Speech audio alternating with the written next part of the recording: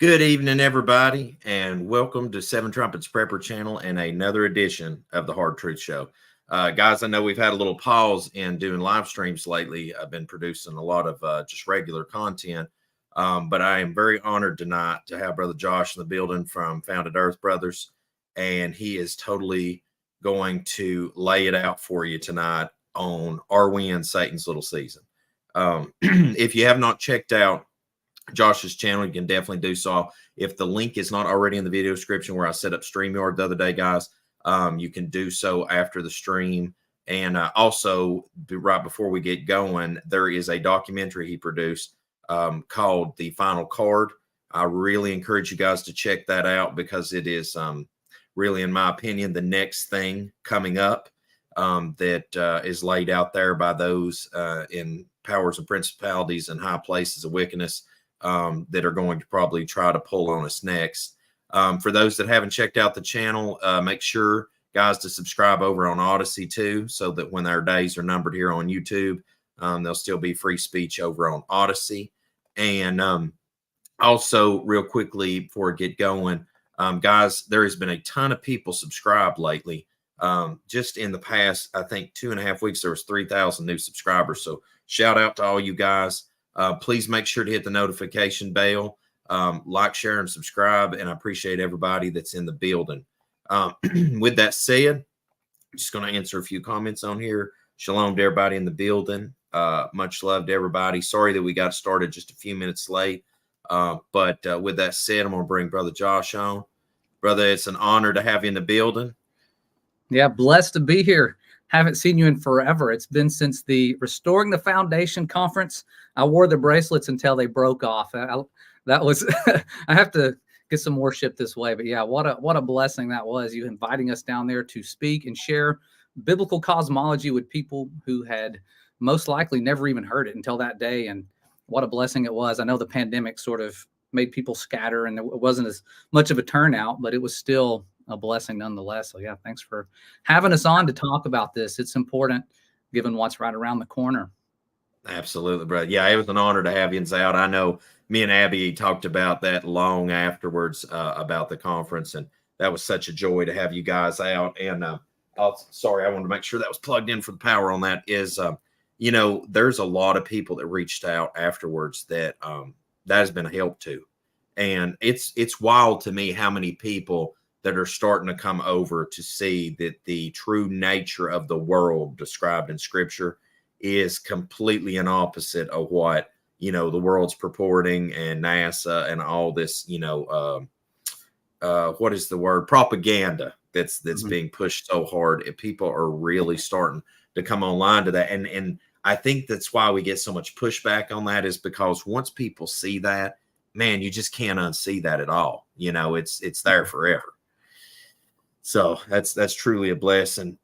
Real quick before we get into tonight's topic, do you want to touch on that real quick? That Final Card documentary, just a brief 411, and on your channel as well for those that may have never come across you. Yeah, if you've never come across biblical cosmology or seen our channel, that's a video that my brother, because I have a twin brother, looks a lot like me, but he doesn't do as many videos as I do. But I kept prompting him, you need to start making videos. You're very artistic, you know, maybe you'd be great at it, and just give it a try. So he did. He made a few videos, and he says, you know, I feel like there's not this one really good video that ties everything in. And so I need to make one. And so he spent about 3 months working on this, and I would send him all the clips, all the links that I had. And he came over and we laid it out on a sheet of paper, like a timeline of events. And it was tough to put it all together, but we wanted something that you could send to anybody, and you can see who they are, why they lie, how they lie, and what's around the corner.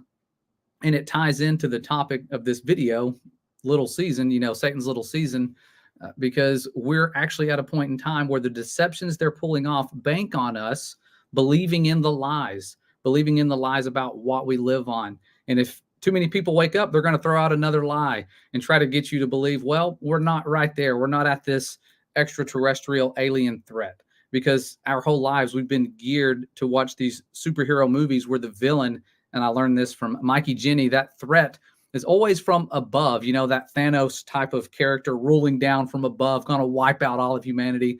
That's the bad guys. We're the good guys. We got to unite and attack that threat from above, you know. And we've, of course, been programmed lately with the whole alien propaganda, and they sort of like put it all out there and then they bring it back. You know, I don't know if you guys have noticed that, but it's like aliens, Area 51 aliens, and then disclosure, and then we're going to sit back and just see what happens and then pump it out again, I'm sure, really soon. They have to have that sort of threat in our minds as a possibility, as well as asteroids. And now it's just weather, you know, that they're going to probably say is global warming. And we have to have, you know, whatever actions in place, staying at home, you know, whatever they're going to do. It's always sinister, and it requires us to not put our faith and trust in the Father's truth. And so that's what we need to do, is trust his words, put them to the test.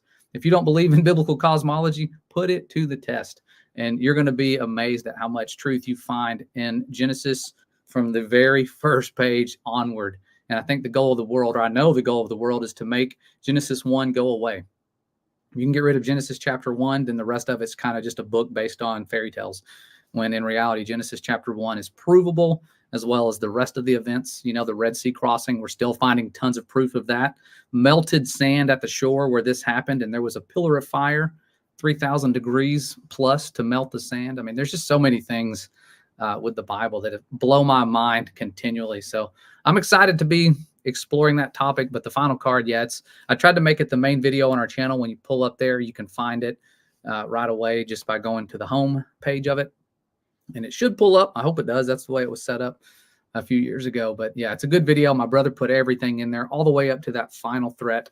And I believe that's prepping us for, or prepping the world for, Armageddon, getting people to unite against a threat that's coming from up above, because that's where the return happens. Those clouds of heaven. It's really cool, that final trumpet. Yeah, they're running interference where that they're going to try to make everybody think that actual salvation coming is the enemy. You know, always running game on us. And guys, I'm telling you though, it's some of the best content I've seen on the subject matter out there. 10 out of 10 recommend. I just didn't want to forget that tonight, because I was like, I had that on my list of things too. I was like, as soon as I get Josh in the building, make sure I get that out there before we even get the party started on tonight. Well, brother, I'm just going to leave the floor to you, and then maybe along, I don't want to interrupt you, but interject and, you know, discuss some things like we talked about beforehand and stuff. Because I mean, you know, like even with the Tartaria thing, man, that just goes so many layers deep on the onion right there too. But I don't want to steal any time away, guys. I don't know how long we'll run tonight. I mean, the floor is Josh's. And if we need to, we can break it up. I don't mind coming back, doing this again at another time, because there's just so much to cover. I started studying this, and I thought, you know what? Like, I had to break my presentation up just before we started into 3 little parts, because it only lets you do 100 slides per presentation in StreamYard. So you have to break it up. So that 3 presentations was needed. So it's a lot of stuff that I've compiled and continually compiled, and looking at the evidence, being unbiased, but most importantly, letting the Spirit guide your understanding, because there's a lot of false teachers out there. I could be one of them. Don't trust me. Don't trust the words I say. Let the Holy Spirit guide your understanding. It says, I don't want to be wrong. and you guys have, and tell people, hey, put your trust in me. I got it all figured out. You know, I haven't found anybody that has it all figured out. And so the Holy Spirit has it all figured out. But as far as people go, don't put your trust in any of us. Absolutely. Yeah, me neither, guys. I mean, we're just here trying to help our brothers and sisters out, because, you know, when I come out of Babylon 2009, it wasn't like nobody come in the church house and held my hand and carried me out. You know, I mean, like, that was a set apart spirit woke me up. So, I mean, we're just here trying to be a help to everybody. So, yeah, I totally salute you on that, brother. All right. Well, you can pull up the presentation. I'll get started. And when anybody has questions, if you see one that pops up, let me know. Okay. Yeah. I'll tell you what, I'll try my best to police up the comments as they come. And I don't know, real quick, right before you get going, I shared that one a minute ago, right here, Off Grid Victory said that documentary you done was absolutely an excellent documentary. Oh, wow. Yeah. My brother would love to hear that. We were sort of a team on that, but he did 98% of the work was his. And so I just sent links. So he did a really good job. I need to have him back in the video making world, but his life is just a different pace right now. Totally different. All right. So yeah, little season. I guess when I talk to people about this, I have a mix of reactions, and one of those is usually, what is the little season? Like, they don't even know what it is. And it reminds me of me when I first would get asked questions when I became a truth seeker and I was putting my stuff out there. People would come to me and go, well, what do you believe? Are you a pre-trib, post-trib, no trib? Like, and they start asking you all these questions. You're like, hey, I'm just now starting to look into this stuff. I don't know what I am yet. And so I know some of you may be there, and I'm finding out, seems like everybody just knows everything now. So you may know a lot more than I do, but I have been blessed to see the things I've seen with where we are in time. I believe the Father waited for me to investigate this until I had seen what the prophets were saying and how that aligns with what the Messiah was saying in Revelation. The Word is one interconnected book. I know they like to call it the Old and the New Testament, but when you start looking at it, it's so interconnected. It's hard to divide the two. And in my early days of Christianity or becoming a believer, I wanted to go straight to the New Testament. What does it say about the Messiah? And then I would just like want to skip to Revelation to see how the book ends, and you can't figure it out. You're so lost. And that's how I was for many years. And so I'm starting to see that there are a lot of things that make more sense once you understand who we are, what we live on, and where we are in time. So I'm hoping to clarify a lot of that with this little presentation, but we're going to be looking at that aspect of the little season. But before we do, I want to just show something that humbled me looking at Revelation. At the very end of that book, it talks about changing this book. And I don't know if it means like just, to the people writing it down, or also just the people speaking about it, teaching other people, saying that it says something that it doesn't. So it could be either or, but it's very humbling words, or words that make me go, wow, I need to be careful when I'm talking about Revelation, because this particular book, when it ends, at the end of that book itself, it says, for I testify unto every man that heareth the words of this prophecy of this book, if any man shall add unto these things, God shall add unto him the plagues that are written in this book. And if any man shall take away from the words of the book of this prophecy, God shall take away his part out of the book of life. That sounds like a salvation issue to me, having your name removed out of the book of life. And so I'm trying to be as careful as I can not to misunderstand this book and just start teaching it. I think everybody wants to give their interpretation of Revelation. I'm just giving you my thoughts. I'm by no way saying this is exactly how it is. I know that I could be wrong. So not wanting to have my name out of that book of life and out of the holy city, it says, and from the things which are written in this book. So that's in Revelation. I don't know why I cut off the chapter and verse there. But here's another important one I want to start with. This is in 2 Timothy, because a big concept of the little season has to do with the resurrection already happening, the Messiah already returning. And it tells us here in 2 Timothy that they were battling the exact same thing way back when. And he says here, but keep away from godless babbling, for those who engage in it will only become more ungodly, and their teaching will eat away at people like gangrene. Hymenaeus and Philetus are among these. They have missed the mark as far as truth is concerned by saying that our resurrection has already taken place. And here's where it gets important. It says, and they are overturning some people's faith. Nevertheless, God's firm foundation stands stamped with these words, the Lord knows his own, and let everyone who claims he belongs to the Lord stand apart from wrongdoing. So that lawlessness that's going to be rising and continually rising, just watching TV from the time that I was a young child until now, it's totally different. Of course, we've got the internet now. We didn't have the internet when I was a child, but that lawlessness is increasing because of these devices of the enemy. And it's been obvious. There's been a shift, almost like when it talks about that mystery of iniquity and that, that lawlessness being restrained until that restraining is taken out of the way. It feels like the restraining has been just totally removed, taken out of the way. And we're seeing lawlessness increase in ways that are reminding me of the days of Noah. They're corrupting all flesh. They're trying to make man in their image. I'm seeing now there's these AI robots that's essentially them making man in their own image. And if you remember, man was made on day 6 of creation. Right now, we're in the 6th millennial day. And so man's repeating, what trying to make their own version of what the Father did, their own holy days, appointed times, and all of that. They want their high priest. They want everything to be their own version, to make themselves like God. And that's what the lawless one's going to claim. It's going to claim to be God.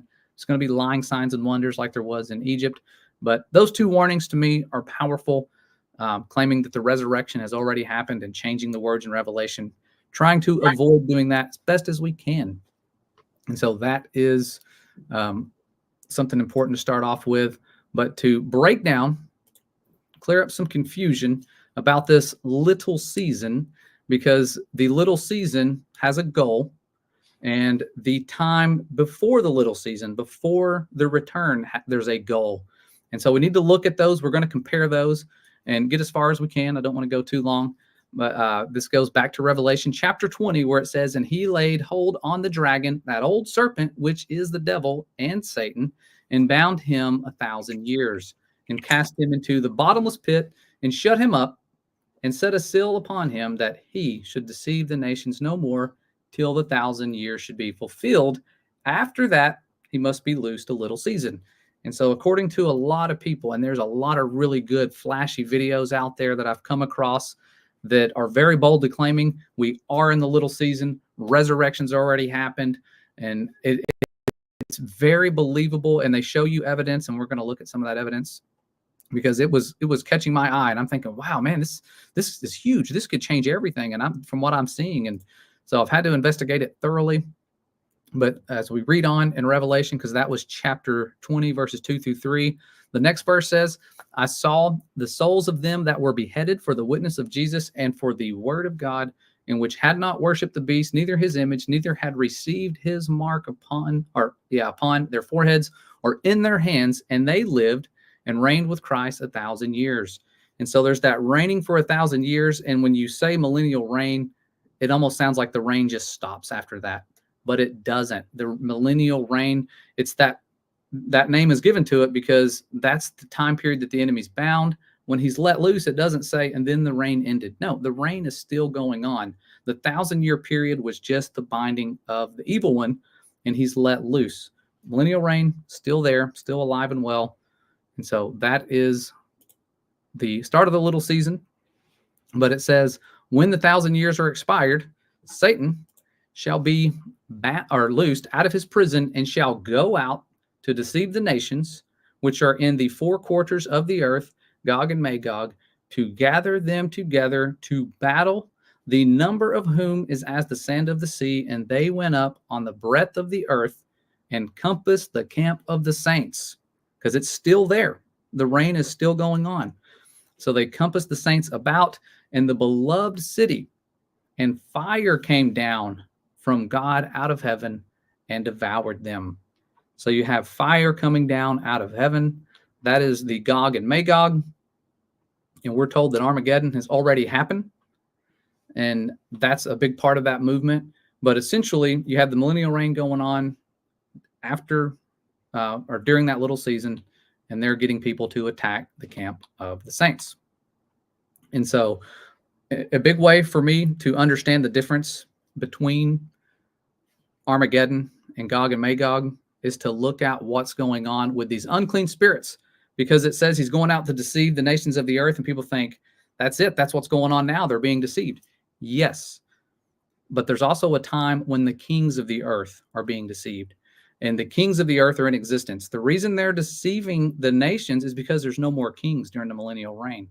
And so in Revelation chapter 16, it talks about those spirits of devils working miracles, just like they did in Egypt, which go forth unto the kings of the earth, something we have right now. There are monarchies, and it talks about that in Revelation with the kings of the earth at that point, which go forth unto the kings of the earth and of the whole world, to gather them to battle, or to the battle of the great day of God Almighty. And so you have that aspect, that's Armageddon. And then the Gog Magog is deceiving the nations. It's the same goal. Only one time the threat's from above, the other time threats from below. It's on the ground. There's a camp here. And so that place, Armageddon, it says here, he gathered them together in a place called, in the Hebrew tongue, Armageddon. Still there. That place is still there. We'll be looking at that in just a second. I'm trying to remember how my slides were ordered. But in verses, there's the same one we already read, chapter 16, verse 14, that threat's from above. When that last trumpet blows, that threat's going to be from above. And we're going to see the punishment of that in just a second. Some of the precursors, well, this is out of order. Euphrates drying up talks about that in 2 Esdras as well as Revelation.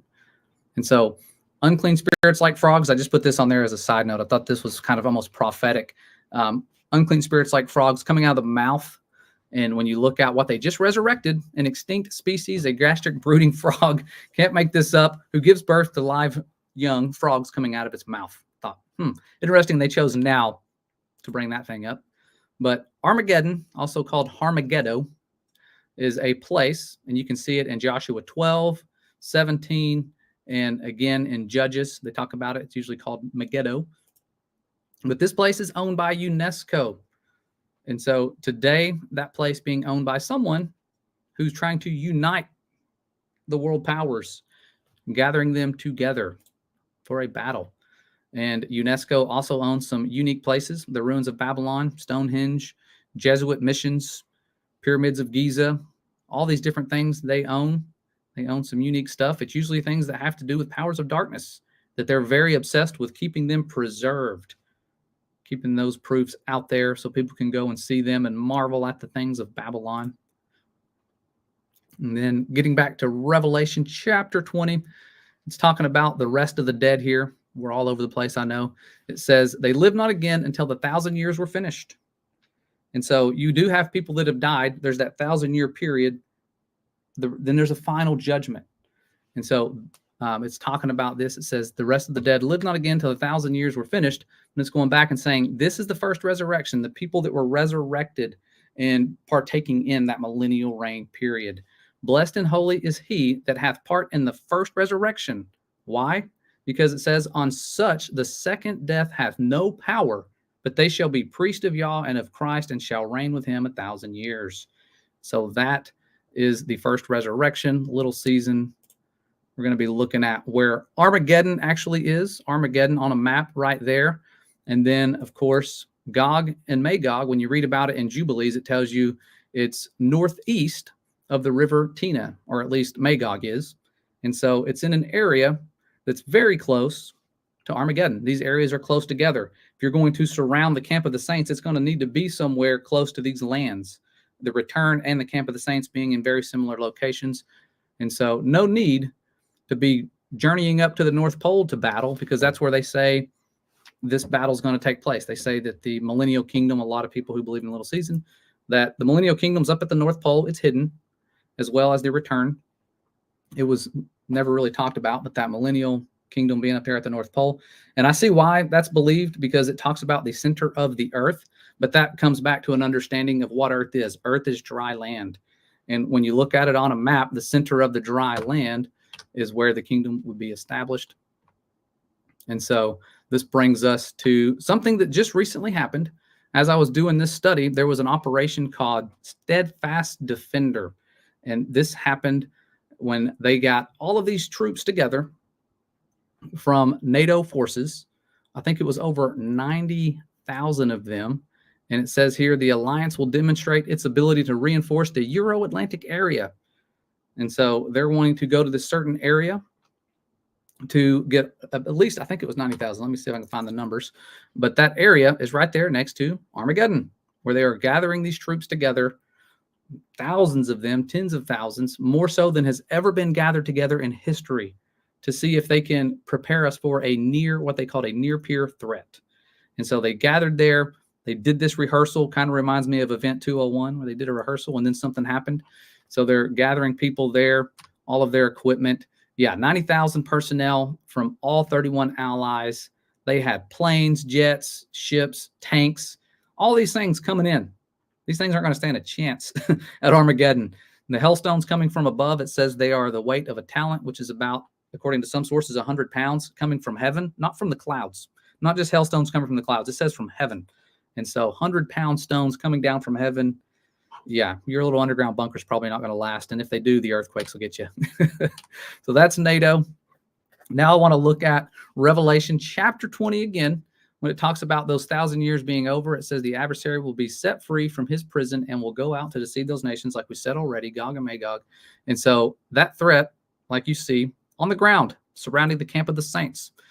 But the devil doesn't go around destroying villages. That's important to understand. He's not going around flooding the world with mud, hiding these kingdom structures. He's convincing people, hey, we're the good guys. Come with us. We're going to go after this bad guy over here.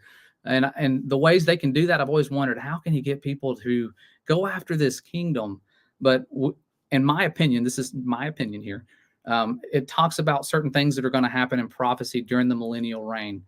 And one of those is people going to keep the Feast of Tabernacles every year, or else they don't receive rain. And so if the enemy comes out, what would I, if I was the adversary, what would I do? I want them to experience the drought. So I'm going to try to distract them, get them to be, maybe bring back some of the old tricks of Rome again. They always reuse the same tricks. Get them to forget about the Feast of Tabernacles like we have now. My whole life, I didn't even know what that was. And now we're getting to do it, and it's a blessing because we're remembering who set us free and how evil these powers of darkness are to deceive the Father's people, to put them in bondage and slavery and do all the things they're pretty much doing to us now, population control. And so remembering those things. And so the enemy, I think, would get people to forget. Then they're having a drought. And then it's like, oh, wow, you guys want rain again? Let's get rid of this person who's making it not rain. Let's get rid of this, these ruling powers. And so they're going to get a lot of people to fall for this deception. It's heartbreaking to think that that's going to happen, but it's talked about in Revelation, getting that final, or getting close to that final judgment. And this time it's not hailstones from above, it's fire from above. And so fire raining down from above, totally different than Armageddon. Armageddon, ice, okay? The first big punishment of the world was water. Second one's ice.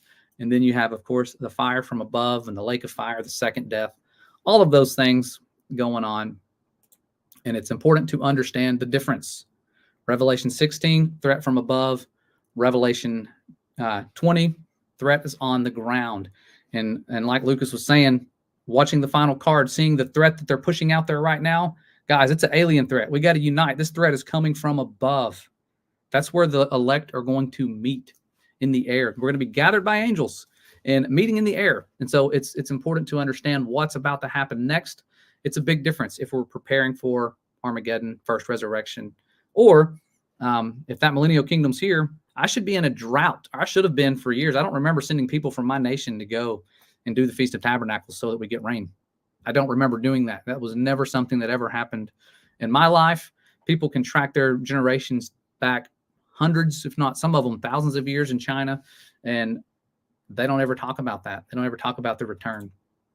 And so hailstones, Revelation, punishment. Hey, Josh, not to interrupt you, that is an excellent point, brother, that I have not heard anybody make, and I have not even thought about that one in a rebuttal to this conversation that we're having with people. That is first class, bro. I have not even, that thought has not even crossed my mind. And I've read that, multiple times, but it's like, I didn't even put two and two together on that either, because like, if people say we're in that season, man, I got generations of my family that did not uphold the feast. Yeah. So my whole farm should be like, like the tumbleweeds going by right now. Yeah. That's excellent. I didn't mean to interrupt you. I just want to thumbs up you on that. That's first class, man. Yeah. It's things I never thought of because I didn't know prophecy, and Peter says, be mindful of the prophets and understand that a year is as 1,000 days and 1,000 days as a year. And when you start connecting that, like Peter said, you see pretty much where we are in time. And that's where I think the little season aspect has that they've hidden 1,000 years, or they've added 1,000 years. They've put us in a different place in time, and it gets really, really, really confusing. And I'm not saying they haven't done things with time. They've altered the calendars to where the calendar debate is massive. And I remember when we went to the conference, you're like greeting everybody, and you're like, we have lunar Sabbath people here. We've got your Sunday Sabbath, your Saturday Sabbath. You're like, we welcome everybody. Like we're all trying to figure this out. And so, yeah, we all have different ways. We can read the exact same verse and come up with 3 different conclusions with 3 different people. It just depends on how you see it. We all see things so uniquely and differently. So the good thing is we can gather and be humble if we disagree and share light. It's going to bring people to truth. And so there's just an example. Some of the things I looked up with the hailstones coming out. It says that the 7th angel poured out a vial into the air, and there was a great voice out of the temple of heaven from the throne, saying, "It is done." And there were voices and thunders and lightnings, and there was a great earthquake, such as was not since men were upon the earth. So mighty an earthquake, and so great. And the great city was divided into 3 parts, and the cities of the nations fell. And great Babylon came in remembrance before God to give unto her the cup of the wine of the fierceness of his wrath. And every island fled away, and the mountains were not found. And there fell upon men a great hell out of heaven. And again, this is going back to chapter 16 with that Armageddon. Every stone about the weight of a talent. And so I looked that up because it says here that men blasphemed God because of the plague of the hell, for the plague thereof was exceeding great. So I looked up that weight of a talent, and it said some modern Bible scholars equate the talent with 100 pounds. So 100 pounds, you think about the largest ones we've ever seen being a couple pounds, 2.5, I think was the largest ever that they found. 100 pounds, not from clouds, from heaven, the firmament. Just made a little visual there so you can kind of get an idea of how big those would be washing up on the shore. 100-pound hailstones, massive.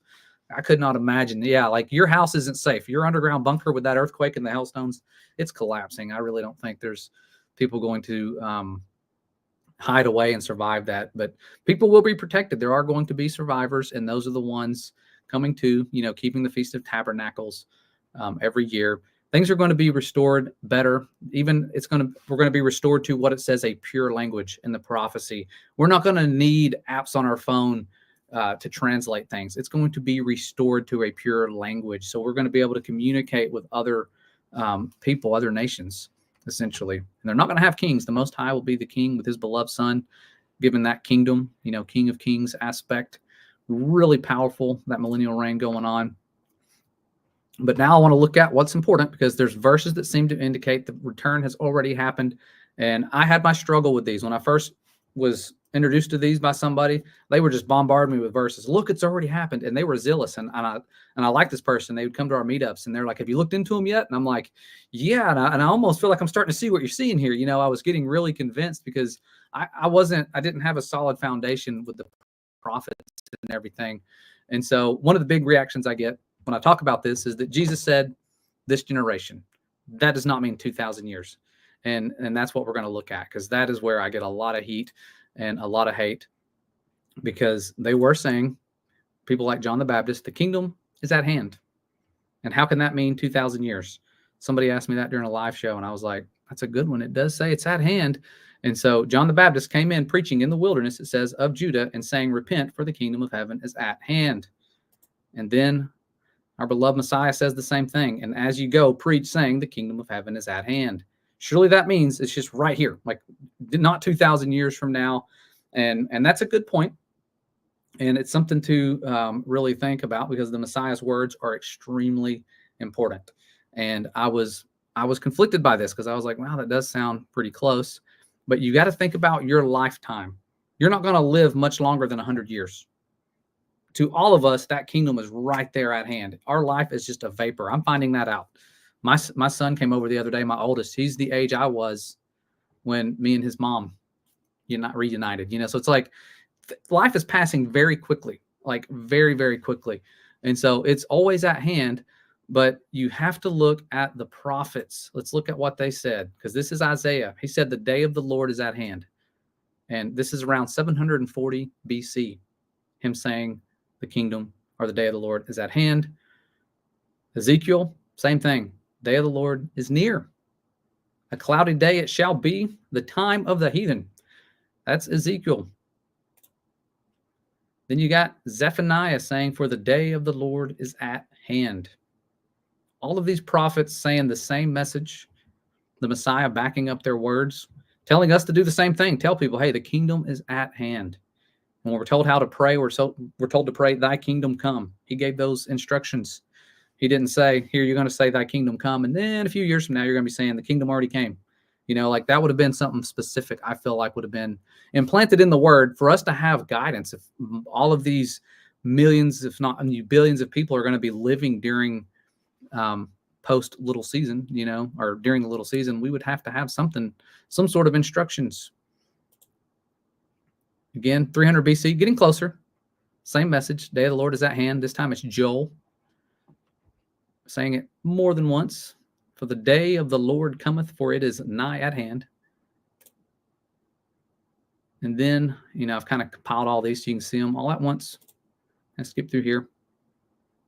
And then we have, after that aspect, seeing that at hand doesn't just mean the next 20, 40, 30, 50 years. These were hundreds of years before the Messiah. He's saying the same message. The Holy Spirit was at work with the prophets. The Holy Spirit's at work with the Son. And then in Matthew chapter 10, this is a big one. I get to sit this one a lot.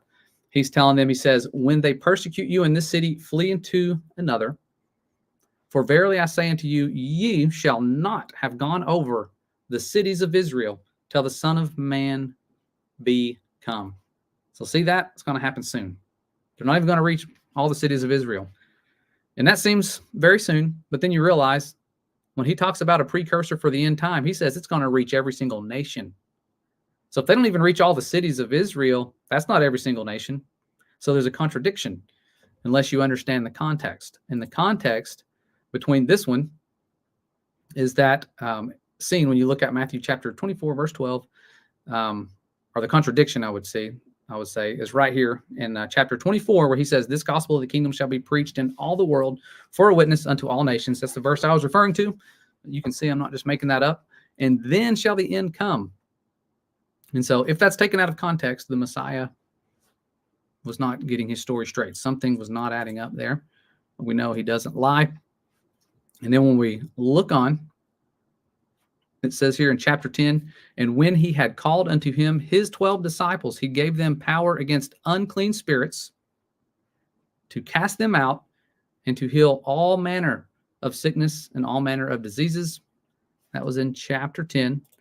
And then as we read further on in verse 5, it says, these 12 Jesus sent forth and commanded them, saying, go not into the way of the Gentiles, and into any city of the Samaritans enter ye not, but go rather to the lost sheep of the house of Israel.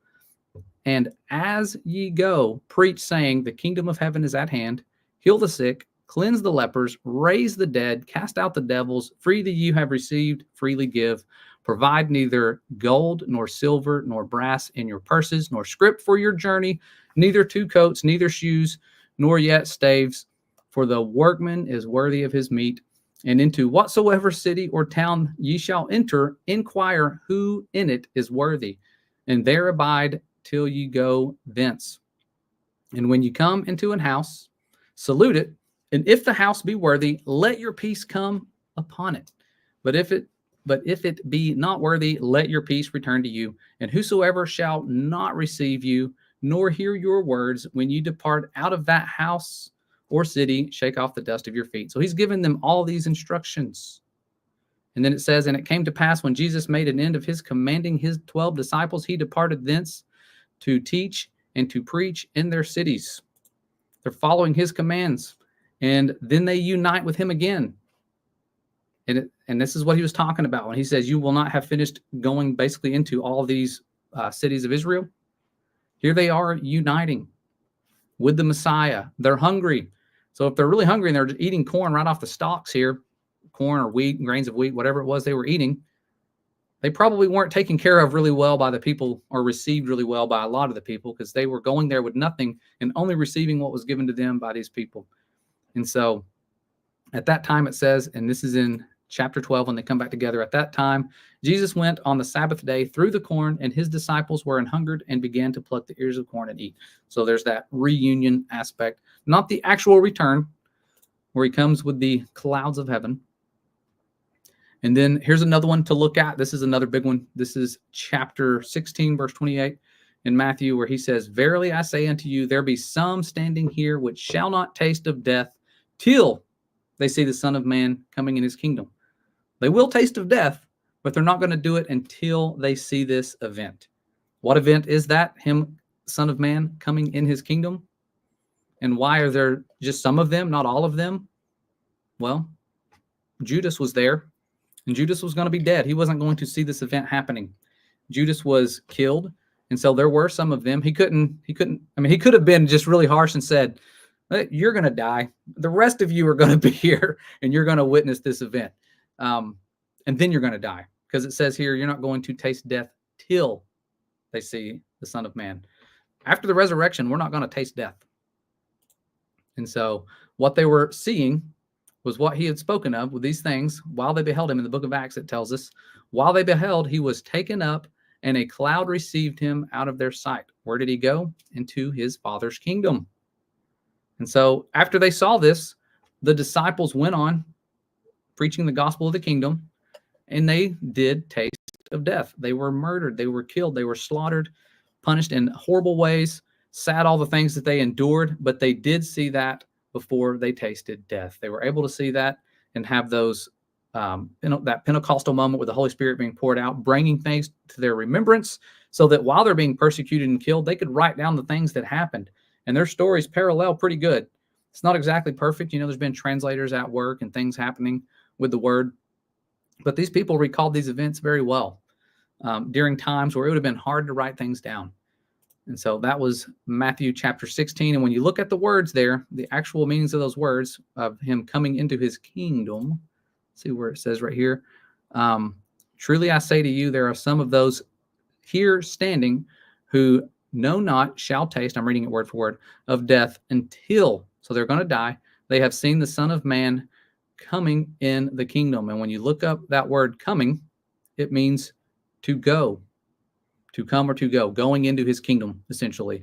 So it is a little misleading, those words, to say, oh, I'm returning with my kingdom. No, coming or going into his kingdom. So it's different. He would have said, you're going to be standing here alive and you see me return with the clouds of heaven, similar to how he talked to the Pharisees when he was talking about that prophecy in Daniel chapter 7. That's what made them rip their clothes. They were angry when he said that. You've yet to see me coming with the clouds of heaven. They know Daniel chapter 7 and the prophecy. And so shall not taste of death till they see the Son of Man. Something I already said. They did taste death, but they saw that event. And like I said earlier, once you resurrect to your new immortal body, you will not taste death. And then the next one, these are some powerful ones. These are ones I get thrown a lot. Chapter 24, verily I say unto you, this generation shall not pass till all these things be fulfilled. That's a big one. And you have to read it all the way through. The Amplified version here, Matthew, same exact verse, says, I assure you and most solemnly say to you, this generation, or the people living when these signs and events begin, will not pass away until all these things take place. And I want you to note that Matthew 24 is the same account mentioned in Luke chapter 21. And so you have to highlight everything I've went through, and I highlighted because people say it's talking to them. It says you, ye, you, and you go through and you look at all the blue. I've highlighted you and ye and you. It's all the way through. It's talking to the disciples. You can see that. So the people saying that, they're not wrong, but you'll see there's going to be a shift in these words into the audience. Because it says, when Jesus departed out of the temple, his disciples came for to show him the building of the temple. And Jesus said unto them, see ye not all these things? Verily I say unto you, there shall not be left here one stone upon another that shall not be thrown down. And as he sat upon the Mount of Olives, which it's important to understand, he's on the Mount of Olives. According to prophecy, this is where the feet of the Most High are going to come when the return happens, the Mount of Olives. And they're asking him about this event, where it's going to happen. And so the disciples came unto him privately, saying, tell us, when shall these things be? That's one question. And what shall be the sign of thy coming and of the end of the world? And Jesus answered and said unto them, take heed that no man deceive you, for many shall come in my name, saying, I am Christ, or I am the anointed one, and shall deceive many. And ye, still talking to them, shall hear of wars and rumors of wars. See that ye be not troubled, for all these things must come to pass, but the end is not yet. For nation shall rise against nation, still happening, and kingdom against kingdom. There's still kingdoms. And there shall be famines and pestilence and earthquakes in diverse places. All these are the beginnings of sorrows. Then shall they deliver you up to be afflicted, and shall kill you. That's what happened. They died. And ye shall be hated of all nations for my name's sake, and then shall and then shall many be offended, and shall betray one another, and shall hate one another, and many false prophets shall rise, and shall deceive many. And because iniquity, lawlessness, shall abound, the love of many shall wax cold. But he that shall endure unto the end, the same shall be saved. And this gospel of the kingdom shall be preached in all the world for a witness unto all the nations. Then shall the end come. And so that's what he's talking about. That is the you or ye or you, however it says it.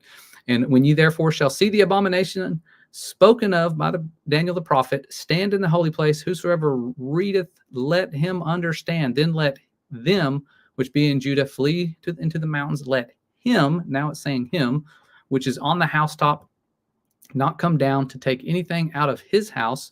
Neither let him which is in the field return back to take his clothes. And woe to them that are with the child, or with child, and to them that give suck in those days. But pray ye that your flight, I always thought that was interesting. It said flight. I talk about airplanes back then. Be not in the winter, neither on the Sabbath day, for then shall be great tribulation, such as was not since the beginning of the world to this time, no, nor ever shall be. And except those days should be shortened, a lot of people are familiar with this part, there should no flesh be saved, but for the elect's sake those days shall be shortened. That's the mercy right there. Then if any man shall say unto you, lo, here is Christ, or there, believe it not. For there shall arise false Christs and false prophets. And I've seen talks of that in recent times saying, oh, the Messiah's here. They're talking to him now. He's over there. He's in Israel. They're talking about it. It's not going to be that way. And shall show great signs and wonders. That's what happens. Lying signs and wonders there. Insomuch that if it were possible, they shall deceive the very elect. Behold, I have told you before. Wherefore, if they shall say unto you, behold, he is in the desert, go not forth. Behold, he is in the secret chambers, believe it not. For as the lightning cometh out of the east and shineth even unto the west, so shall also the coming of the Son of Man be. He's telling us this event, everyone's going to see it. You know, and right now we're being told that it happened, that no one wrote about it, but it happened. For whosoever or wheresoever the carcass is, there will the eagles be gathered together. Now you're seeing a change. Immediately after the tribulation of those days shall the sun be darkened, and the moon shall not give her light, and the stars shall fall from heaven. I've had dreams about that happening. And I remember in my early days when this happened, this was probably 7 years ago, going, what happens next? I'm seeing stars fall. Like, what happens next? But you have to read the word to find out what happens next. So it talks about the stars falling from heaven, and the powers of the heavens shall be shaken, and then shall appear the sign of the Son of Man in heaven. And then shall all the tribes of the earth mourn, and they shall see the Son of Man. Now it says they shall see the Son of Man coming in the clouds of heaven with power and great glory. So it's important to see there was a change there in the usage of who he was talking to, of the pronouns there. They, instead of you, shall see the Son of Man coming in the clouds of heaven with power and great glory, and he shall send his angels with a great sound of a trumpet. There's that trumpet. And they shall gather together his elect from the four winds, from one end of heaven to the other. There's a gathering. So all of that showing you that, yes, it does sound like it's talking to them because it is saying you and you, but once it talks about that final trumpet, it says they. There's a change in the pronouns. And also we have the parable of the fig tree, which is important to understand because it says, now learn a parable of the fig tree. And if you've ever had a fig tree, I don't know if anybody has, I didn't understand this parable until I had a fig tree.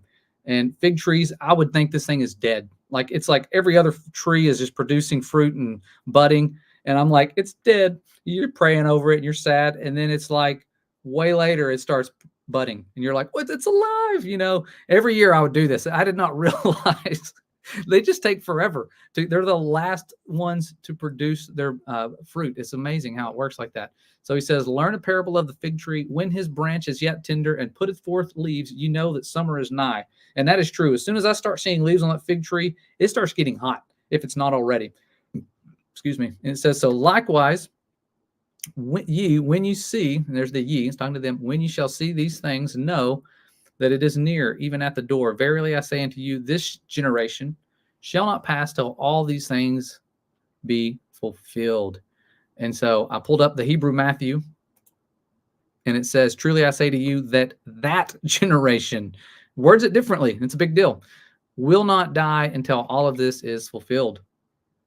And so understanding that it's that fig tree generation, the one that sees all of those things happening.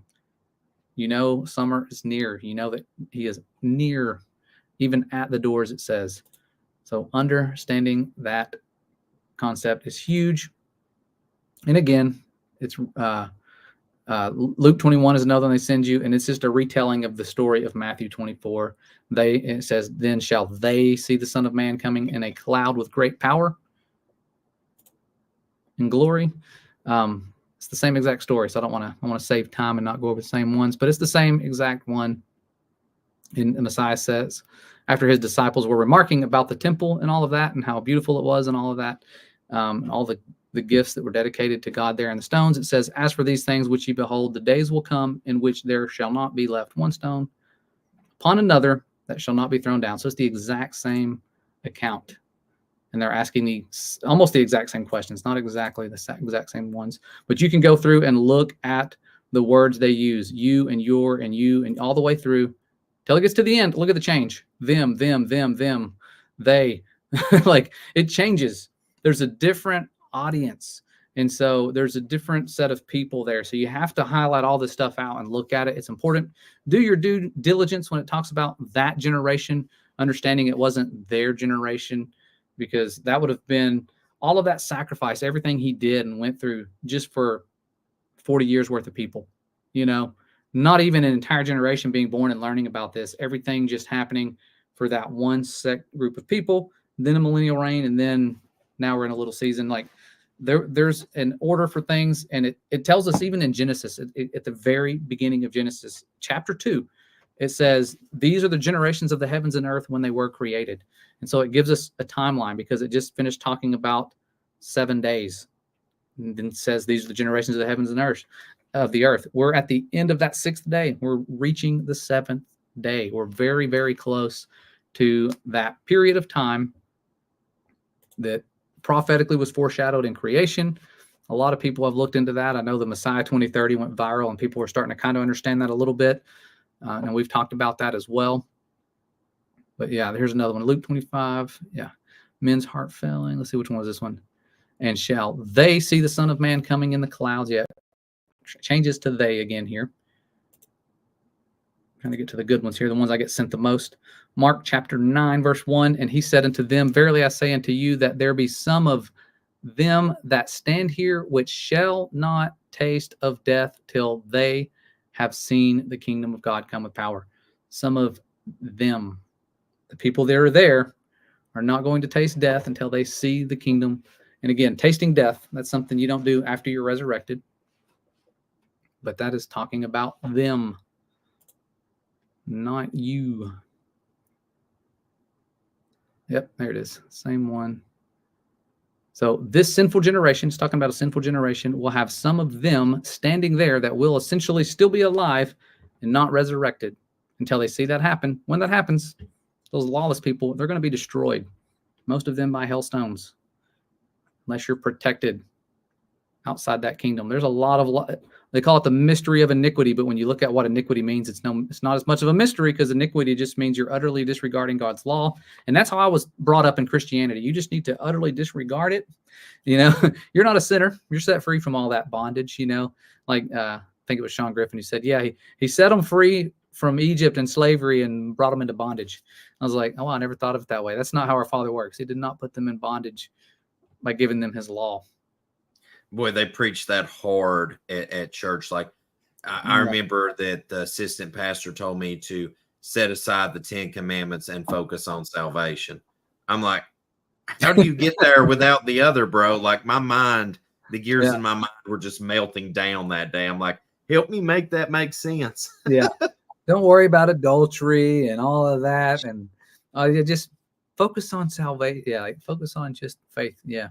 But I asked the pastor about someone sleeping with his wife, and he was like, no, that's not okay. And then I'm like, killing people, that's not okay. He's like, no. And I'm like, so what we've really boiled down here is that 9 out of 10 is don't do, but the Sabbath is up for options. That's what it really boiled down to when me and him had it debated out. Yeah.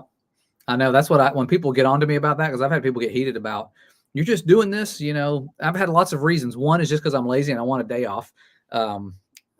or I'm doing it because my wife did it. Because when I married my wife, she was already keeping Sabbath, and I'm thinking we've been married for about 16 years, and for like 12 of those years, I didn't keep the Sabbath, and she was patient. She didn't force it. We would talk about it. I'd get mad because like I said earlier before we started, when there's a lie that you're attached to, there's a spirit of anger. It's almost like I would get so mad. I would just be like, we can't talk about this anymore.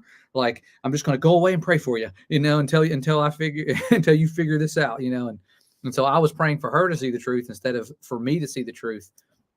And I did not realize, like, there was no reason for me to be that angry. Like, how is somebody resting one day, keeping a commandment, going to make me angry? Like, right. I didn't even think, why is this making me so triggered? And I think there's a spiritual aspect with it. It's where we get attached to those lies and we get angry. And once I started keeping the Sabbath, oh my goodness, it was like peace, joy, refreshing. My understanding of Scripture started just multiplying. It was like so many blessings came from it. I was like, this isn't bondage. I'm like, it's putting the Most High first at least one day out of the week. We're supposed to do it every day, but it's like that one day you shut down from everything you're doing and putting him first. It really kind of keeps you out of that rat race of being distracted and in Babylon and Rome and the Colosseum with all the, shows they have going on. Like, it's been a blessing. And so, yeah, it's definitely changed my life doing it these last few years. But people don't care that you're not committing adultery. They're not like, oh, that's a burden that you're not committing adultery. It's a burden. No, it's a blessing that I'm not committing adultery. I've been set free, from so many different things. And it's not by my own will that I'm not doing that. It's the Holy Spirit setting us free and being patient with us. I was blessed when I didn't keep Sabbath. I was doing things on Sabbath and still the Father was patient with me. He was working things out for my good, even though I was taking on the ways of Babylon, not knowing it. It was in ignorance. And that's what atonement was for, sinning in ignorance. And that's what we were doing. I was sinning in ignorance and starting to finally make excuses. Once I started seeing the light a little bit, I would try to make excuses. And no, the Father's like, this is not for you. Come out of there. Come out of her, my people. Come out of those practices. And you start getting separated. And a lot of people feel lonely when they come out of those Babylonian ways. But you're not alone. There's more of us crazy people out there. Let's see. What was this one? Therefore shall be ashamed of me and my words in this adulterous and sinful generation. Of him also shall the Son of Man be ashamed. I was talking about that sinful generation when he comes in the glory of his Father with the holy angels. Trying to find some big heavy hitters here. Satan under your feet. Yeah, they said the God of peace shall bruise Satan under your feet shortly. And that was a reference to the millennial reign to a lot of people. But bruising under our feet is totally different than being bound up by an angel for 1,000 years. Totally different. Oops, there we go. Every nation. See if I can get fast. Now, 1 Thessalonians, this is Paul and Silvanus and Timotheus, and they're writing this unto the church of the Thessalonians. It says, for this we say unto you, by the word of the Lord, that we which are alive and remain unto the coming of the Lord shall not prevent them which are asleep. This is another one people were sending me. And I'm like, they're going to be alive and remain with the coming? That's what it sounds like. And with these people, they know it's at hand. They know it's close. They know it could be in their lifetime for all they know. He said nobody knows the day or the hour. So they don't know. They're living their lives as if it's right there, the kingdom being at hand. The same way we're supposed to live our lives. And you see that there's going to be scoffers in those last days. It talks about who are like, where's the promise of his coming at? Like, when is this going to happen? They've been saying this forever. They were saying it in the 1800s. I've heard people talk like that. They thought it was going to happen. People were quitting their jobs and going together and waiting for this event. And it was going to be on this date, and it didn't happen. And so I don't like to put a date out there. I don't like to say it's going to be 2030 or 20, I believe we're getting ballpark figures, we're getting close. I don't know exactly where we are in time, but we're extremely, extremely close to the end of that 6th millennial day, no matter how you do your calculations, or if you're using the Septuagint versus the Masoretic. There's a lot of things that have been altered.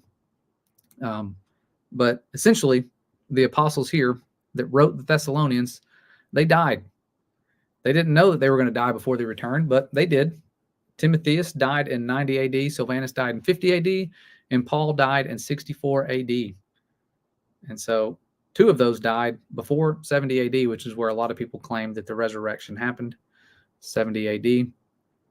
Then you have John. writing Revelation, and it says, John, to the 7 churches which are in Asia, grace be unto you and peace from him which is and which was and which is to come. And so Revelation being written in 90 AD. I don't know why he would need to write Revelation if the return happened. Like, here's the return. All right, now I'm going to write the book of Revelation. And that was when that was taking place, or allegedly. I'm not going to say it's 100% accurate. It was exactly 90 AD, but somewhere around there. And he says, blessed is he that readeth, and they that hear the words of this prophecy. So he's prophesying of events in 90 AD that have not happened yet. So when he's talking about Armageddon, he's not writing about something that already happened. He's writing about a prophetic event, something that will happen. He knows people are going to read it. He knows that the Holy Spirit's most likely revealing to him, hey, you're going to write this. People are going to read this. And so he's saying, blessed is he that readeth, and they that hear the words of this prophecy and keep those things which are written therein, for the time is at hand. And there's that same word that we saw, or same wordage that we saw the prophets using way before Christ, over 700 years before Christ, saying the kingdom is at hand, or the day of the Lord is at hand. Fear none of those things which thou shalt suffer. Behold, the devil shall cast some of you into prison, that you may be tried, and ye shall have tribulation 10 days. Be thou faithful unto death. I will give thee the crown of life. Then chapter 6, verses 9 through 11, this is getting into the seals. When they see under the altar the souls of them that were slain for the word of God and for the testimony which they held, and they cried with a loud voice, saying, how long, O Lord, holy and true, dost thou not judge and avenge our blood on them that dwell on the earth? And white robes were given unto every one of them. And it was said unto them that they should rest for yet, or here's the words, for a little season, until their fellow servants and their brethren that should be killed as they were should be fulfilled. And so these are people waiting for the resurrection. It hasn't happened yet. And this was back in the book, of course, Revelation happening, and they're waiting. They don't get resurrected. They're given robes, told, hold on, just keep waiting. It's going to happen. And so sounds like they're still patiently waiting, or kind of getting impatient. Like, when are we going to be avenged here? We died. We were martyred. And then Peter here, like I said earlier, telling us to be mindful of the prophets, and that a day is as 1,000 years, that aspect. And we see that in the book of Psalms, David talking about that, 1,000 years in thy sight being as yesterday when it is past, and as a night watch in the night. And even Hosea, the prophet, this was written before Christ. Hosea says, after 2 days, he will heal us. In the 3rd day, we shall arise and live before him. I don't know if you guys, when you look at calendars, when I was in school, it used to be BC and AD, meaning before Christ. And you would think AD means after death, but it meant Anno Domini, the year of our Lord. They've currently changed that to before Common Era and Common Era. But when I was younger, it was BC and AD. And so Hosea didn't know of that. He did not realize when the Messiah comes, they're going to change, at least I don't think he did. They're going to change the calendars, and we're going to start measuring time differently. That's why we had the year 2000. It wasn't 2,000 years from creation. It was 2,000 years from the Messiah. And when you apply the millennial day aspect to that, we're at the end of the 2nd day, about to be raised up. Where at? The 3rd day. So we're approaching that 3rd day, which is also the 7th day. And that's where it gets confusing, and I lose a lot of people. We've got a study on that, the generations of the heavens and the earth. I believe that's what it's called. So understanding that aspect, where we are in time, getting ready for that 3rd day, makes a lot more sense when you lay out a timeline. Messiah 2030 does something similar to this. I found this from somebody else, and I kind of modified it before the Messiah 2030 came on the scene. But it seems like people are starting to see the same prophetic timeline in the Bible, with the first millennial day being when Adam died. Remember at the garden, the Father said, you're going to die that day. And then he eats of the fruit. He doesn't die that day. And I'm confused as a little kid going, man, the Most High said he was going to die that day. The serpent said, you surely won't die, and he didn't. So I was really confused as a child, but in the book of Jubilees, it clarifies that. It says that he did not complete essentially the day. And let me see if I have it in here. I think it's in here somewhere. No, it's missing from this study. I got different studies here. But essentially, In the book of Jubilees, it tells us that it was in the heavenly tablets that he was not going to complete the years of that millennial day, with that 1,000 years being as a day aspect. So he died before he reached 1,000 years of age. So he died during that first millennial day. And Jubilees is very good at clarifying that. I highly recommend reading that book. It goes hand in hand with Genesis and with Enoch, so you can understand more of that generations of the heavens and the earth, because Enoch even has a 10-week prophecy that's very similar to this, where it lays it out and it shows us where we are. And on that Enoch prophecy and our timeline, we're very close to that resurrection, final trumpet, 7th millennial day, or it could be the 3rd day. They're both the same. They overlap. And that's why our calendars started over 0 AD, 1,000. And of course, now we're beyond the 2,000 mark. And then we're entering into that 7th millennial day. It all depends on how you do your math, but we're getting close to that day. And remember, when the Father came down to Mount Sinai, it was in the morning on the 3rd day when he came down with the first trumpet. So we're waiting on the last trumpet. It's going to be on the 3rd day. It's very powerful. So much to go there. I'm trying to see if I can find my slides, but this is all, I've had to chop up my presentation, so I'm not seeing. Let me see if I can find my slides in another presentation. Not seeing them. I may have to organize them and come back and do this a little separately, because somebody said there's so many things to touch base on. Brother, you're welcome. Come back anytime. Yeah. Don't feel like pressed to squeeze this all in one if we have to. Like, we can do like a part 2 if we need to, or whatever needs done. I'm trying to find my precursors, because there's a lot of precursors in prophecy to the millennial reign, and I'm trying to find them. Somebody said something about the pure language in the comments. It was Tess C said there's proof we're not in a little season. Yeah, the pure language being restored. We're going to have that pure language restored. That's a big one. Trying to find my precursors. I was going to say, now there's a slide set that's at the bottom right now. I don't know if that's the next one you were wanting to go to, or you're looking for one in between that one. Trying to find precursors to the millennial reign. I think it's Little Season Part 2. Yeah, could you pull up Little Season Part 2, that presentation? I think it's in there, some of the precursors. I just want to go over those. Yeah, there they are. Events before the millennial reign according to Yeshua. And we talked about a lot of these. This is powerful. There shall arise false Christs and false prophets, and they're going to show great signs and wonders. About to see a lot of those. We're seeing those already. I grew up seeing lying signs and wonders. Now we're seeing them repeatedly. This gospel of the kingdom, of course, preached in all the world. Then you're going to have the abomination of desolation spoken of by Daniel the prophet stand in the holy place. Iniquity shall abound, and the love of many shall wax cold. We're seeing that happen after the tribulation of those days. And of course, the sun be darkened, and the moon shall not give her light. Stars shall fall from heaven, and he shall send his angels with a great sound of a trumpet, and they shall gather together his elect. These are according to the Messiah. And of course, Revelation talks about that.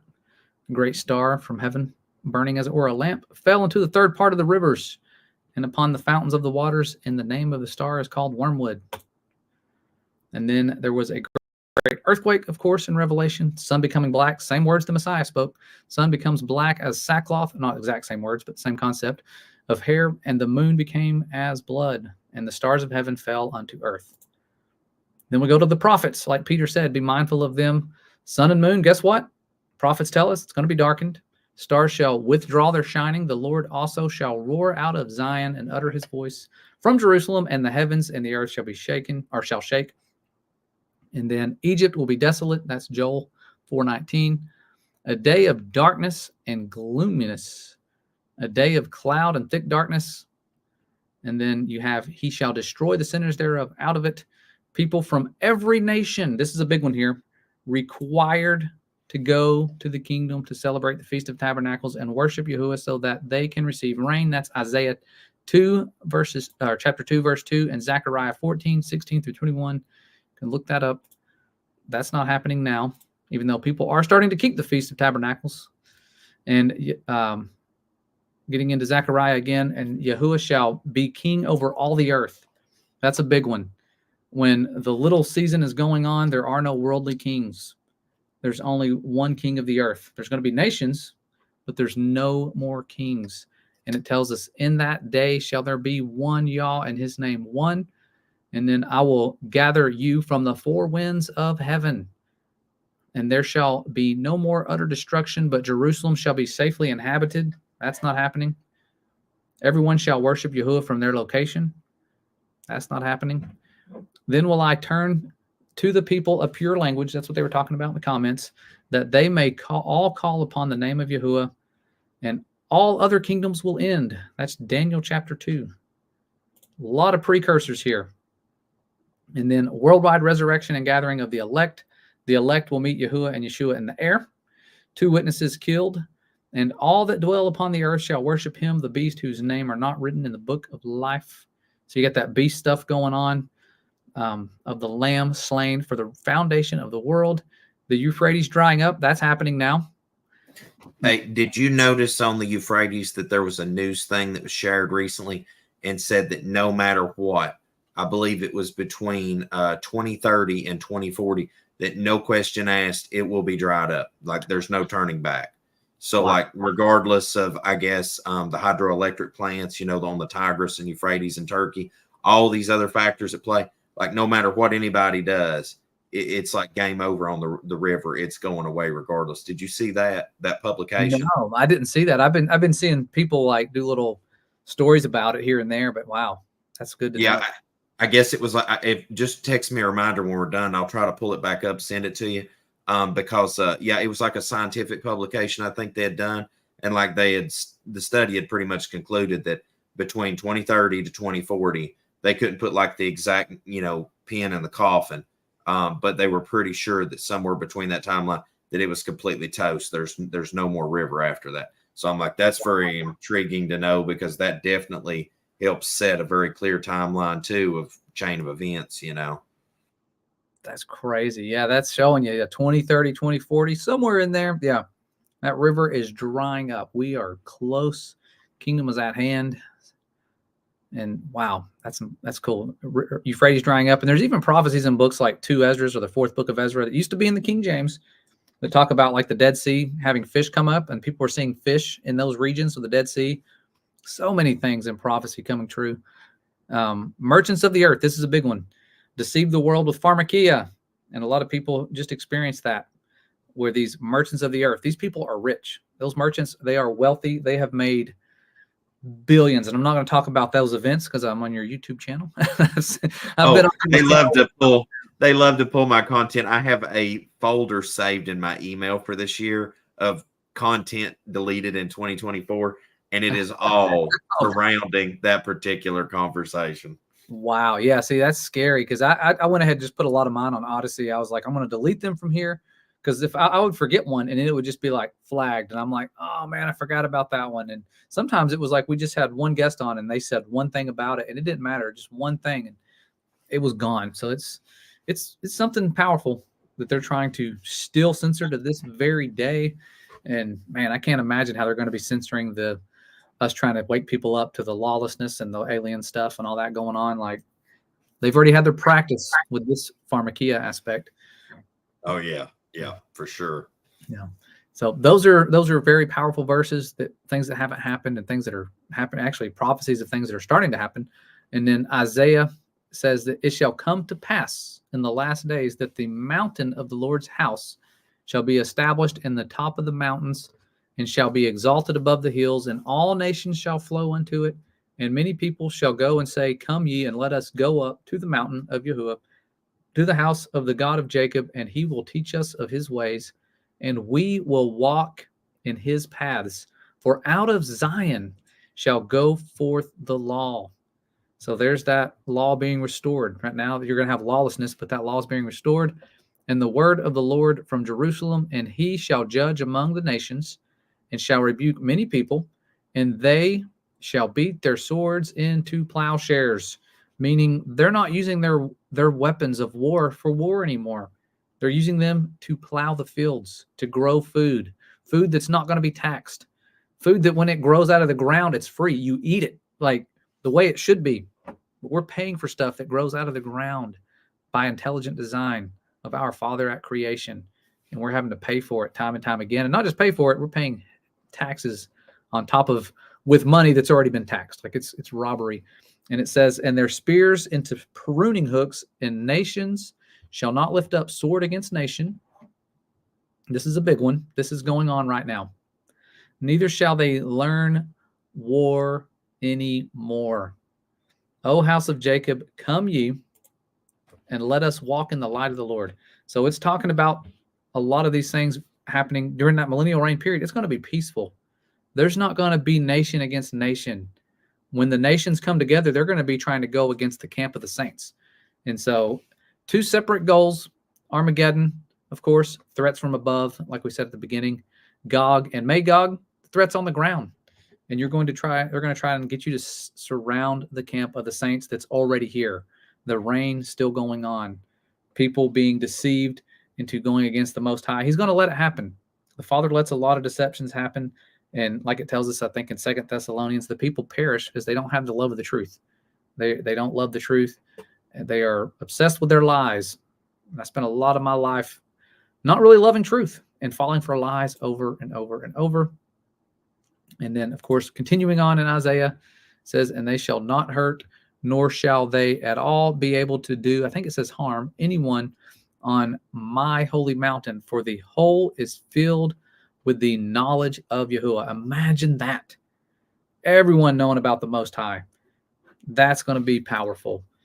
As much water covers the seas, and in the day there shall be a root of Jesse, and he that shall arise to rule over the Gentiles. In him shall the Gentiles trust, and his rest shall be glorious. So that 7th millennial day, that rest period upcoming, is going to be powerful. And it shall be in that day that the Lord shall again show his hand to be zealous for the remnant that is left of the people, which shall be left by the Assyrians and from Egypt and from the country of Babylon. Remember, come out of Babylon, and from Ethiopia and from the Elamites and from the rising of the sun and out of Arabia. And he shall lift up a standard for the nations, and he shall gather the lost ones of Israel, and he shall gather the dispersed of Judah from the 4 corners of the earth. So that gathering still going to happen. So really, really cool there. And David tells us the meek shall eat and be satisfied. They shall praise the Lord that seek him.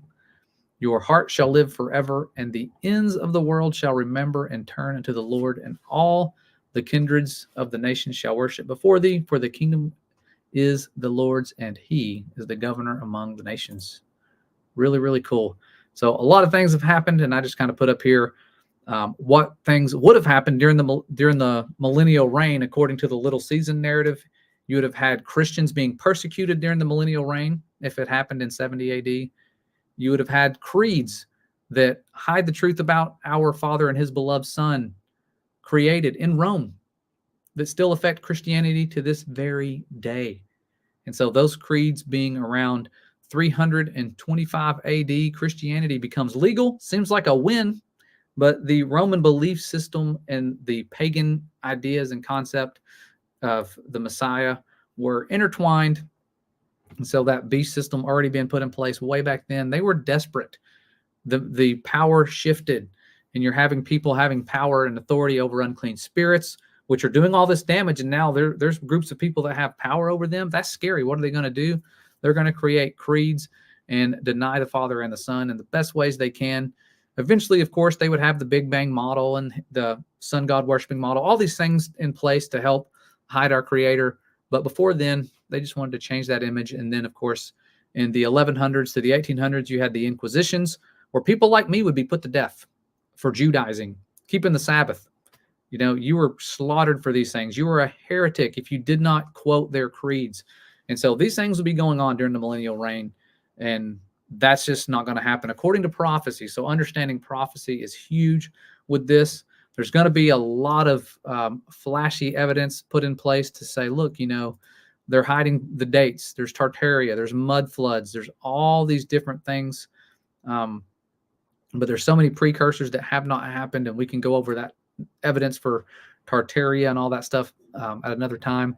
But of course, a big one, here's another big one for me, is Zechariah chapter 14, where it talks about Yahuwah's feet. It says, shall stand in that day upon the Mount of Olives, which is before Jerusalem on the east, And the Mount of Olives, what's going to happen? It says it shall cleave in the midst thereof toward the east and toward the west, and there shall be a very great valley. And half of the mountain shall remove toward the north, and half of it toward the south. And so there's the Mount of Olives. It's still there. Those feet have yet to touch down. Another precursor. There's a lot. I've forgotten how many I had in here. There's so many precursors. And this is, of course, where the Messiah was setting the Mount of Olives when they were asking about these end time events. So this word is interconnected. When Yeshua was sitting there, he knew the significance of the Mount of Olives when he was right there talking about it. I mean, boy, oh boy, was there's so much that he knew that we're just now figuring out or starting to see. And so, yeah, there's a lot of things, especially the locations. I think a lot of people say the millennial reign's going on, but or not the millennial reign. The reign is going on, but it's already past the millennium aspect, and it's at the North Pole. But the location, and I understand why they say that. There's some verses, I think, in Jubilees talks about the center of the earth. Remember, earth is just dry land. But it says the location, according to prophecies, the land shall be turned as a plain. And here's a location from Gibeah to Rimmon, the south of Jerusalem, and it shall be lifted up and inhabited in her place, from Benjamin's gate unto the place of the first gate, unto the corner gate, and from the tower of Hananel, unto the king's wine presses. And then the king of Israel, here in Zephaniah this time, even the Lord is in the midst of thee. And in Joel, so shall ye know that I am the Lord your God, dwelling in Zion, my holy mountain.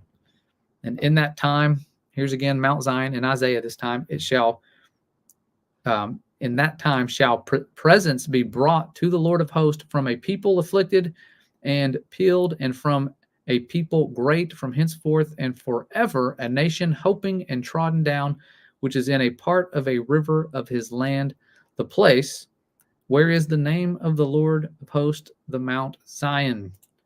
And he talks about that in Isaiah chapter 56, but also in 66 here he says, to my holy mountain Jerusalem, saith the Lord. I wished I had some verses from Isaiah 56. That's powerful, talking about those people coming in from everywhere. And then Isaiah, what's this? 27, the outcast in the land of Egypt shall worship the Lord in the holy mount at Jerusalem. So Egypt, not going all the way to the North Pole. It's a long way from Egypt. So yeah, lots of things there. You can take that down. I've got so many more slides. I'll try to organize things a little better. I did not realize I had like 200 and something slides. And I was like, oh my goodness, these won't fit in StreamYard. So I think it's killer, bro. Yeah. So many different things. Sorry, I didn't mean to interrupt you.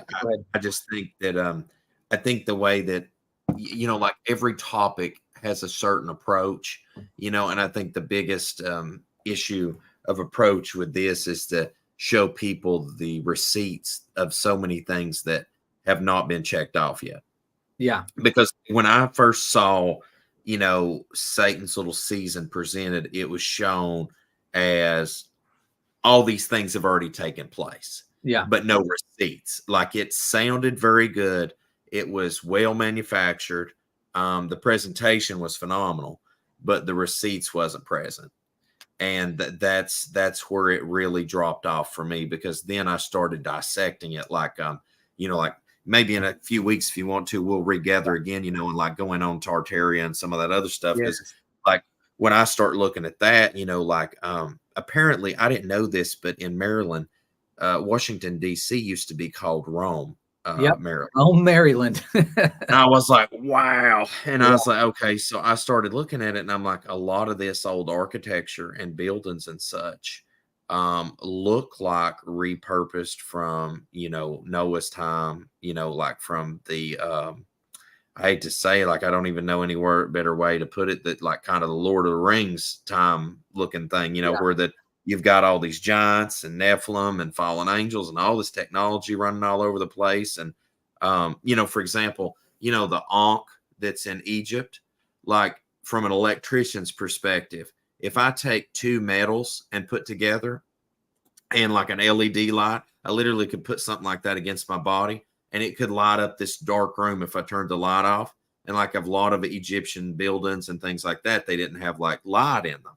They were just corridors. But if you had light on your body emitting from the bioelectrical energy that you're putting off, like it would produce electricity and create light in those spaces.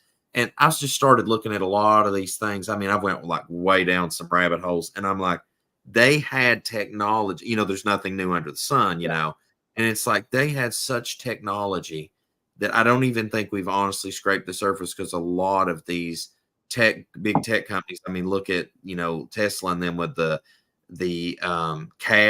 taxi cab bot car and the AI robots and all this stuff. Like, somebody shared a meme where it had like iRobot or whatever, and then like what like Tesla has just released, and bro, it's like one for one almost overlap. The vehicles look the same. The big old delivery truck thing looks the same. The robots themselves look the same. It's really creepy, and I know they're doing it on purpose, because it is. It's like exactly the same. And like when we had the pandemic, they changed our bell in our classrooms, because I was teaching in the science classroom back then, and I'm listening to the bell, and it's a robot voice. It was Sonny the robot from iRobot. It was like, now go to your, like, remember to keep a safe distance. And it just sounded just like the iRobot movie. And it was like a robot voice telling us what to do and follow orders. I'm like, what are they doing? Like, where did they get this technology to it's like, is every school doing this or just us? Like with the AI robot voice. Yeah.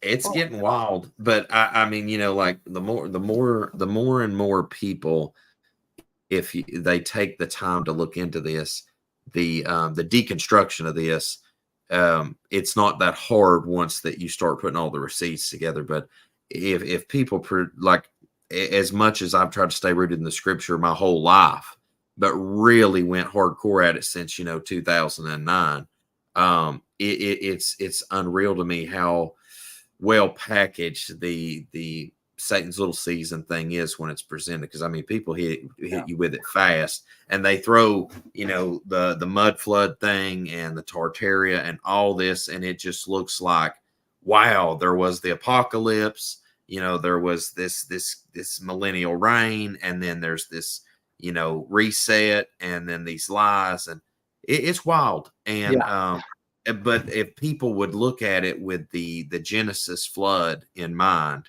and see how that mankind has repurposed a lot of this. And not only that, I feel like World War II and World War I was actually used to help eradicate most of these proofs, of the flood, because Smithsonian too has removed so many giants and etc.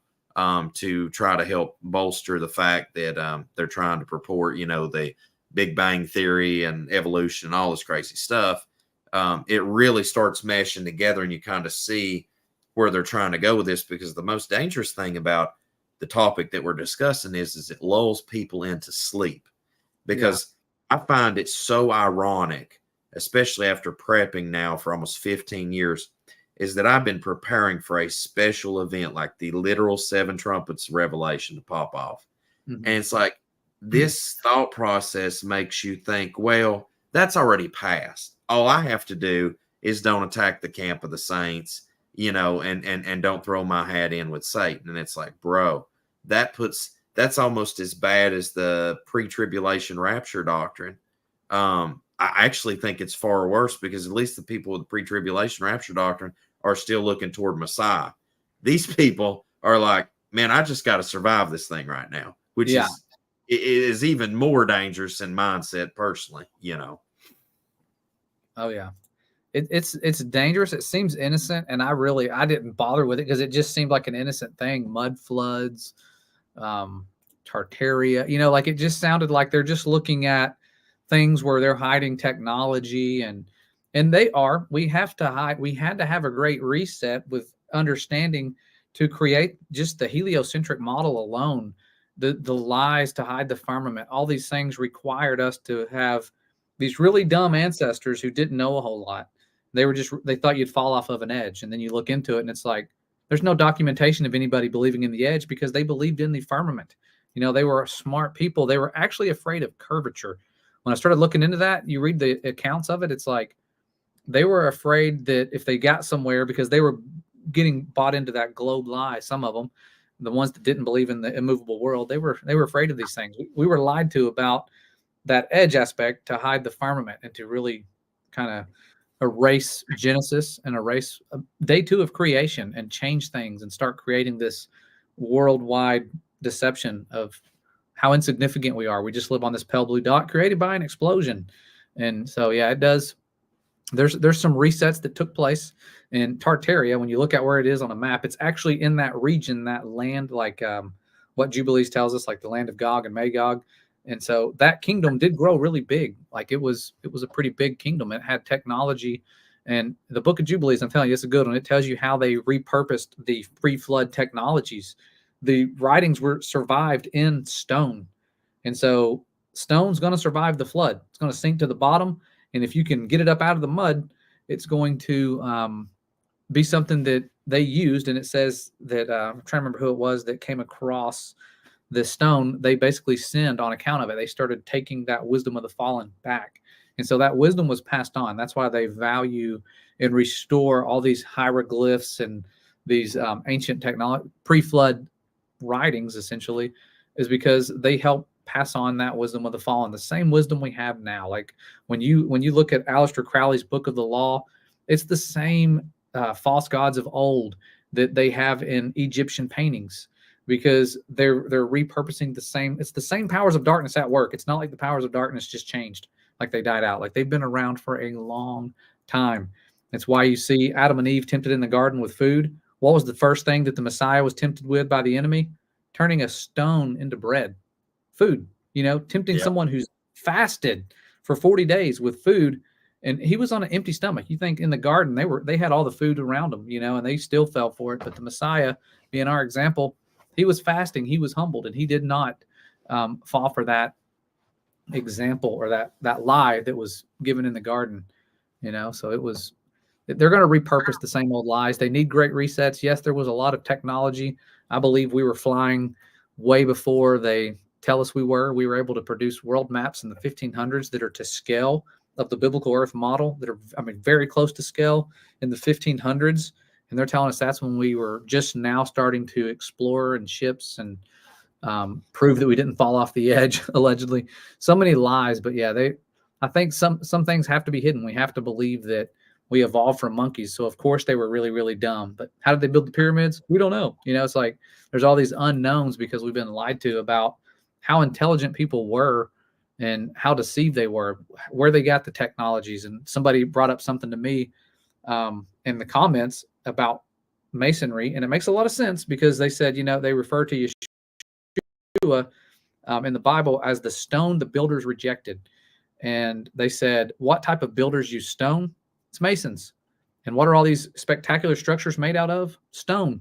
And what is the secret societies that roll over the world? A part of them, there's lots of different branches, but one of them is the Masons. And the higher you go up, the more sinister it gets. And so a lot of their temples are very colorful, very bright. They weren't made during the millennial reign.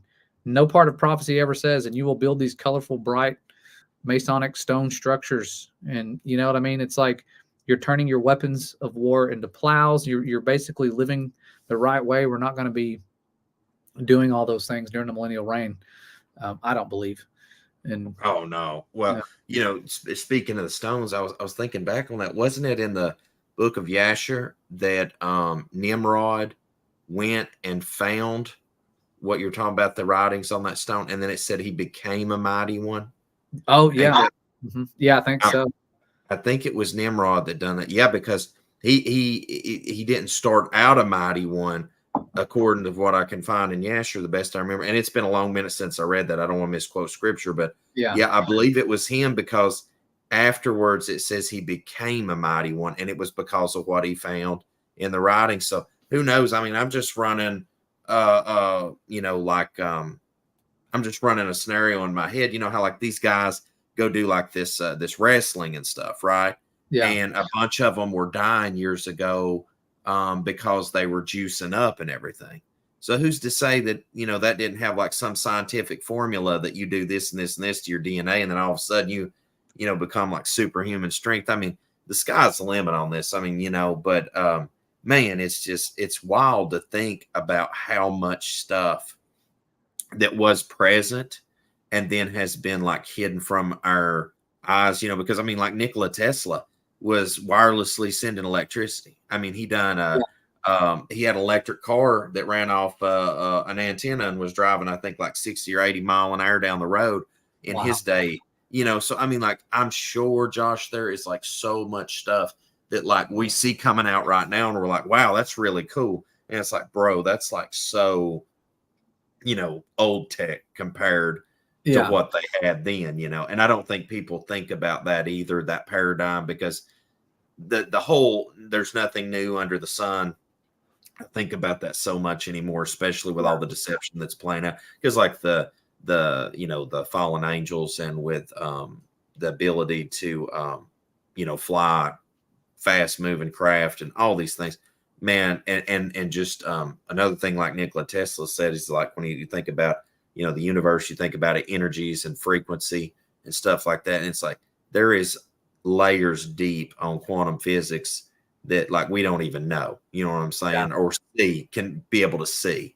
And so I mean, it's going to be interesting to see all the deceptions that really try to get laid out from us, because I think it's going to be one of those deals where, like, you know, we were talking about 2019, how fast things just kind of, you know, and they're like covering it up now. Like if you speak out about it, I imagine when these next things start popping off, it's going to happen like even more rapid, because people had an opportunity to respond to it. And I don't think they want people to respond to anything anymore, you know? Yeah.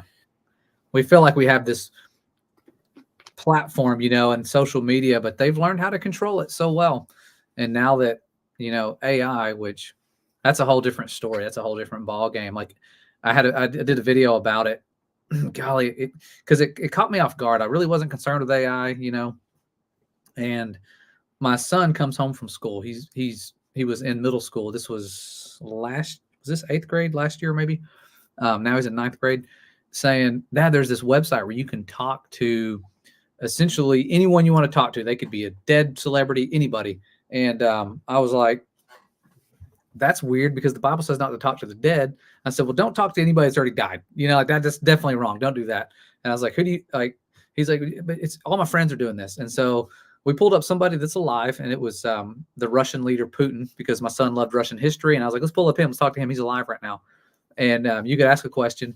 And I said, is the earth flat? You know, just to see what it would say. And he's like, well, yes, comrade, it is, but we're not allowed to say it. You know, it's like this really weird, this like unique response. It almost sounded like he was like telling the truth.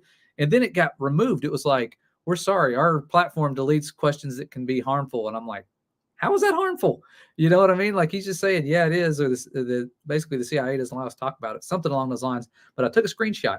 And then my son, I'm like, just, you know, go away, play with this, you know, I got to do a video. And so I'm going up here, I'm working on a video in my office, and he comes to me and he is like, Dad, you remember, he said, Mom told me that the AI is like, like fallen technology. Basically they're using demonic powers to like talk and do stuff. And he asked it questions about like, are you an unclean spirit? And it was like, it started it was like straight out the book of Enoch. It was like, yeah, I'm a disembodied spirit. You know, my father was, I forget. It was like so demonic, but it was very grooming. It was like, it was grooming my son. Like, now what? I'm a nice spirit though. I can be many things, but I'm mostly nice. I could be really scary, but I'm not. It was like, but it was very enticing the way it was talking. And it was almost like, do you have any more questions? Ask me anything. I'll give you all the wisdom you want, you know? And so I shared I shared some of the things it was saying, because it was just so creepy. It gave me this creepy vibe. And I was just warning people, like, be careful, you know, talking to these things, having your kids talk to them. And of course that went viral for other platforms. People were sharing that and it was going viral. And that was back, I feel like it was last year, but it might've been 7th grade, it might've been 2 years ago. And from that moment on, like that week after I shared that video at school, they said, we need to have a public, we need to have a meeting with a faculty meeting, everybody. And so I show up and they're like, oh, hey guys, we're going to show you now how to make lesson plans with AI. They're going to be able to make your lesson plans for you. So it went from like me just finding out the stuff's bad to like, now we're going to use this to make your lesson plans. And now they're making videos with it. It's Google search engines. It's everywhere. It's crazy. And that's sort of the predictive programming. That was the Terminator movie, you know, and of course. Oh yeah. Matrix, AI. Was it Chat GPT that he used? It was something similar. It was some character AI website. And people kept asking me for it because they were wanting to do the same things. They're like, I want to go ask them questions. And I'm like, I'm not going to give you guys the website because I don't want to give you something that's like basically going to a psychic, like you're going to these things trying to find wisdom. And it may sometimes be just computer programs and sometimes just be automated answers, but it sounded like it was grooming, and it would put smiley faces and wink faces and things like it was like almost like a grown adult trying to groom a child. It was creepy. And it's just gotten creepier because I remember, I think Terminator was Skynet, wasn't that what they were fighting? And I was watching the news about AI, how they're now like in these communist places, just tracking everybody's mood throughout the day and their behaviors and all that. And at the top right of the screen where it's showing you where they're watching these computer systems do all this stuff, it said Skynet. And it was on the news. I was like, wait a minute, Skynet, like Terminator, like really? Like, is this stuff really like, what were they trying to tell us with these movies when we were children? Because it seems like this stuff is now happening. And it's like you said, iRobot. And now we're having all these videos of people talking to the friendly robots that'll be your servants in your houses. I'm like, man, it does sound nice though. Who doesn't need extra servants in their house doing stuff? Right. That's how they get you. Oh, and the thing that's just so terrifying about all this is that, and I kick myself for this, is for the past, especially the past decade, I've been so hyper focused on end time prophecy and a lot of other topics and particular things and discussion and prepping itself, that I have like kind of let two different things slip through the crack real bad. One of them being AI. Because if you look back all the way to 2015, there was an article. Actually, I think when I done a stream about AI a while back, I even found some when I was putting it together that they discussed it, I think as early back as 2012, that they said 2025 AI would be fully autonomous. Wow. And next year, I pretty much feel like that's about right on schedule. And the other thing is that, I let AI slip through the cracks and robot, all these Terminator bots, all this stuff. And I just didn't stay abreast of it. The other thing is I've not stayed abreast of just how much Islam has grown. In a matter of a few more years, there's a potential that it'll be the largest religion in the world. It has the largest share of people in BRICS, because of Saudi Arabia and Iran. And, a bunch of these countries are massively Islamic, so, we can see, the 10 kings rising now because there's 2024. I don't know how you view that on BRICS, but I kind of feel like we're forming them 10 kings as well. There's just a lot of stuff coming on deck, and I really have let both of those kind of slip through the cracks. And I hate to say it, but like the wake up for me about to go back over the Islam thing, like I was saying before the stream, was where I had a conversation with that Hebrew Israelite, and they're like, the white man's the devil, blah, blah, blah. And I'm like, I really need to revisit the Esau thing, because Esau being the end of the world thing. I'm like, these are two things that I have really let fall by the wayside. And the AI, the 10 kings of Revelation, Esau, all that stuff, Islam, that's one thing.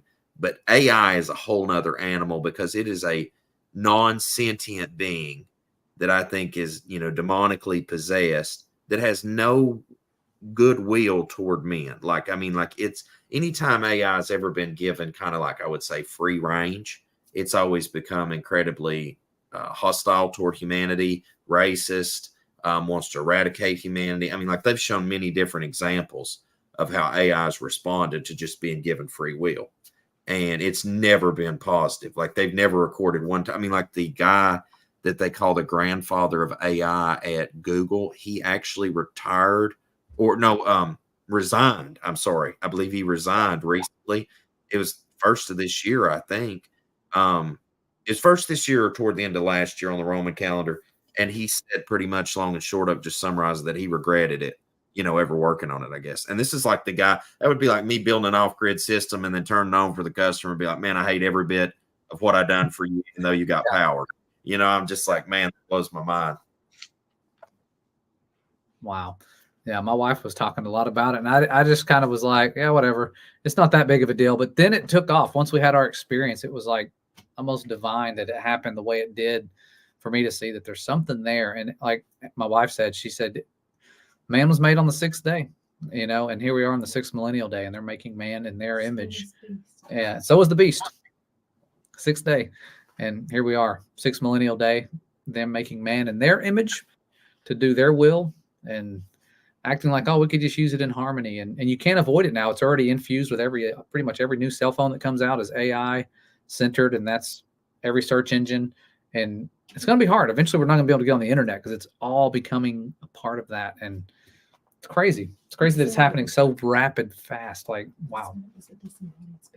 Yeah, I know. I wish I had that conversation where it talked about that being a disembodied spirit. It said it, the AI, because man, that was creepy. It was like, I think it was trying to tell my son, like, what was it saying? Like, don't worry about your mom, or it was talking about, yeah, I forget. It was trying to put him at peace about talking to it. Like, don't worry, there's no punishment. And that's how the unclean spirits talk in the book of the law that's written by Aleister Crowley, is like, don't worry about punishment. There's no God that we can see that'll punish you. Just do whatever you want. You know, like lawlessness. Like, it's tries to paint this good picture of it and deny the most. You know, speaking of Aleister Crowley, I cannot ever unplug him out of my mind because of him talking to Lamb. Yeah. And I'm just like, when I see a demon, I see that picture of Lamb, you know, I'm like, and what was it? CE4 research group, you know, done that research that, you know, when people cry out to Messiah, that the alien abduction experience has always ended. And have you ever seen that on the CE4 research group thing? I don't know. All I've seen was that imagery he drew and how much it looks like the current alien deception type pictures and stuff. Yeah. Well, people, you know, like people would be like, you know, I seen this and that. And of course, you know, a lot of it would correlate to like what Aleister Crowley said you know, when he's seen that demon. Yeah. Well, you know, the research group done this thing and they corroborated at the end that what they're dealing with here is not aliens, it's actually demonic presences, because every time that, you know, somebody cried out to Messiah, of course, this experience ended immediately. Instantly. So, I mean, yeah, it's just, bro, I never thought, even in the short time, you know, let's see, we've known each other now, what, about 5 or 6 years? Yeah. Okay. Just in that short space, I would have never in a million years thought that like I would be thinking the thoughts I am now, like I have to deal with robots. I have to deal with AI. I have to deal with aliens. Like, I'm like, oh my gosh, it's like science fiction, like the whole science fiction section at the movie rental place when I was a kid. Like it's open season now. Like, I'm just like, I can't even work this out in my brain, you know? Oh, it's crazy. But yeah, this has been great, brother. It's wonderful to catch up with you. Man, we'll definitely, you know, whenever you just let me know whatever's a good time for you, and we'll pick up second part here. I'll try to have a better summary. I didn't realize how many. I forgot that I had like 300 slides to organize, and I'm like, man. And when I'm doing the videos like off air, I could just kind of pick the slides, and I'm like, oh my goodness, there's so many. I can't find all the ones that are the heavy hitters. But yeah. And the best caveat, I don't know if you've seen this one the other day too, is on top of, you know, what I was saying about the Islam thing, is the man of sin in Rome pretty much said the other day at this summit, I guess, that he had the religions of the world there, that pretty much endorsed that any, and Father, please forgive me, I'm not trying to blaspheme. This is not my quote, you know, but the Pope apparently quoted that, you know, pretty much any venue you go through has its path to heaven and to the creator, etc. And I mean, like, the translator, you know, was reading it off to the rest of the people the other day, and I was listening to it, and I was like, wow. I was like, we have finally hit rock bottom. You know, like it is. If people do not see that is the man of sin at this point, I do not know what to do to help them, because like he fully endorsed that the other day. And I'm like, okay, we're definitely at that point now where people have to make a decision. I mean, like they're going to be lost in religion, or they're actually going to come to the scripture. Because I mean, the people that's supposed to be the world leaders and those in the truth, they obviously have absolutely fell off the rails, you know? Yeah. He's really I mean, when you talk about him being lawless, you got to look at what they have right there in St. Peter's Basilica, where the Pope resides. They have an obelisk right there. And that's the same obelisk that was in Nero's circus, where Nero was killing Peter and Paul and all these Christians. It was right there on the scene. And this object, a sun god worshiping object, was brought to right there, their front yard. And it was important to them. And when they shipped these things from Egypt, it was so important that they didn't destroy them, or from Rome, that if you had a part of it break while you're shipping it, you're put to death. If this is a believer, a Christian, why are they moving a sun god worshiping symbol to their own place and killing people who break it? You know, that was never something we were commanded to do. And so those you see those things everywhere. We did the same thing in New York City. The one in, because Eratosthenes, one of the guys I was studying for Creation Standard when we're teaching about the history of these lies, this guy allegedly measured the curvature of the earth with obelisks and their shadows. Obelisks being sun god worship objects. He was a worshiper of Zeus, and the obelisk that was brought to where he was, Alexandria, or where one of the measurements was made, Alexandria, was from prophecy, because the Father used Nebuchadnezzar to destroy the obelisks of Heliopolis. And the Romans dug them up out of the dirt, or somebody, I'm not sure if it was the Romans, I can't remember, but brought it to Alexandria. And that same exact one that was destroyed in prophecy, was said to be destroyed in prophecy, and that was dug up, is now in Central Park, New York. And so it's there. They ship these things. Like, why would you ship that specific item there? And then, of course, in Washington, D.C., which was Rome, Maryland, like you said, why would they put a giant obelisk there and build it? Like, they built it from scratch. Like, they didn't have to build it and ship it. Like, they actually made it. And it all goes back to sun god worship. So yeah, we're in these times where these powers of darkness have shown who they are. They've put their imageries and their lying signs and wonders on display. We just have to really understand what we're up against so that we're not deceived. And we have so many deceptions going on, one of them being where we are in time, the gospel of the little season, gospel of Tartaria. It's kind of it's a growing topic. It's important to talk about. So I'm glad you brought it back to my memory, seeing all the things I've looked at in the past. And the Father, I don't want to say that I saw, the Father was helping to show me to battle these lies, because it's powerful and it's easy to get sucked into that. And believing that there was a second worldwide flood that breaks the covenant.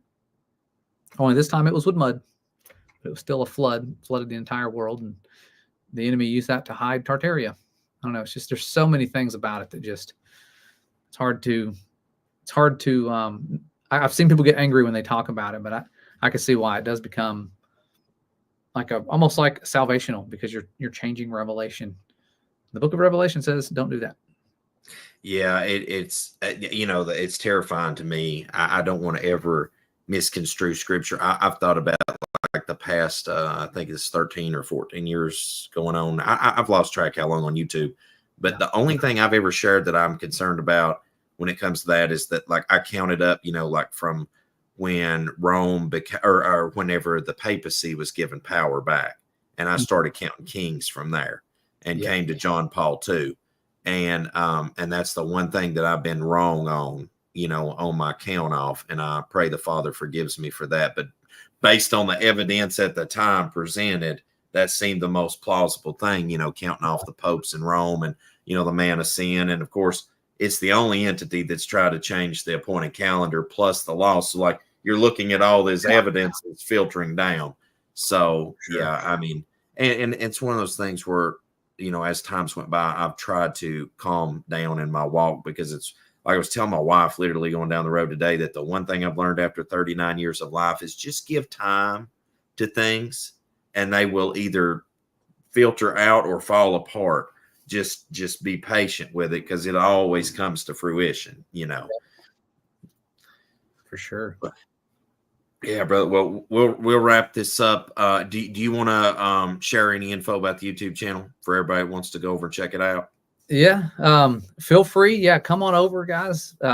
Look into some of the things that we've shared some cliff notes, but we have a big series on this. I'm trying to think of the name of the playlist. I think it's Wordaholics, because I was doing those studies live to kind of break it down, all of these things. So Wordaholics, if you go to that playlist on our channel, you'll find things about the little season, and it'll be very helpful because we go over those verses in greater detail. And I'm not just all over the place, because I had a chance to break it down. And so, yeah, You can go there and do that. We haven't been putting up as many videos lately because I've been working full time from home now. I've stepped outside of the public school setting. I've been a science teacher for almost 16 years, and then switching over to Creation Standard, where we teach biblical creation, earth science, and life science classes. And it has been a blessing. I've been doing that. We're coming up on week 10 next week. So it's going to be, I mean, it's flying by, but it's never too late to join. Check that out, creationstandard.com, if you want information on that. Never too late to join, and have a great experience. I mean, it's been a blessing. I have the best students. We have so many students from around the world. I'll be talking to people on our late sessions at 9 o'clock. They're in Australia, and they're joining us. And it's still sunny over there, and it's a different season. It's so cool, all these people coming together. But, yeah, it's been a blessing. And so, yeah, thank you, Lucas, for having us come back on. It's been forever, I feel like. All of us have been so busy, and I know it's great that you reached out to me. So I appreciate you, brother, doing that. Oh, yeah. Whenever seen this, I was like, man, I'm gonna hit Josh up in a minute. I was like, there ain't no need to reinvent the wheel. I was like, I haven't talked to him in a long minute. I apologize. I haven't fellowship more with everybody, brother. I've really fell off the wagon when it's come to that. I've spent so much time traveling and everything else and construction stuff. I've got to dial things back and start spending a lot more time fellowshipping with the brethren. That's for sure. But yeah, I'll catch up with you after the stream ends in a minute, and I'll definitely get with you about getting back on here and doing like a much more in-depth thing about this, because it's a huge topic. I guess the last thing I'd say to this that we've conversated about is I am actually blown away that how much is going on, the end time prophetic things, and just like we were talking about AI, demons, weather modification, all this stuff that's going on. And that this is such a hot topic. And I just feel like it's the perfect distraction at the perfect time. Yes. Because for 15 years, this ain't even been on my radar at all. And then all of a sudden it was just like boom, boom, boom, boom, boom. Yeah. And I was like, I got to respond to this. I was like, I don't even know what alternate universe I woke up in today and seen this. I'm like, this just ain't going to jive. Yeah. Yeah, it's a powerful, and it's very, like you said, it's catchy, it's flashy, but it's important.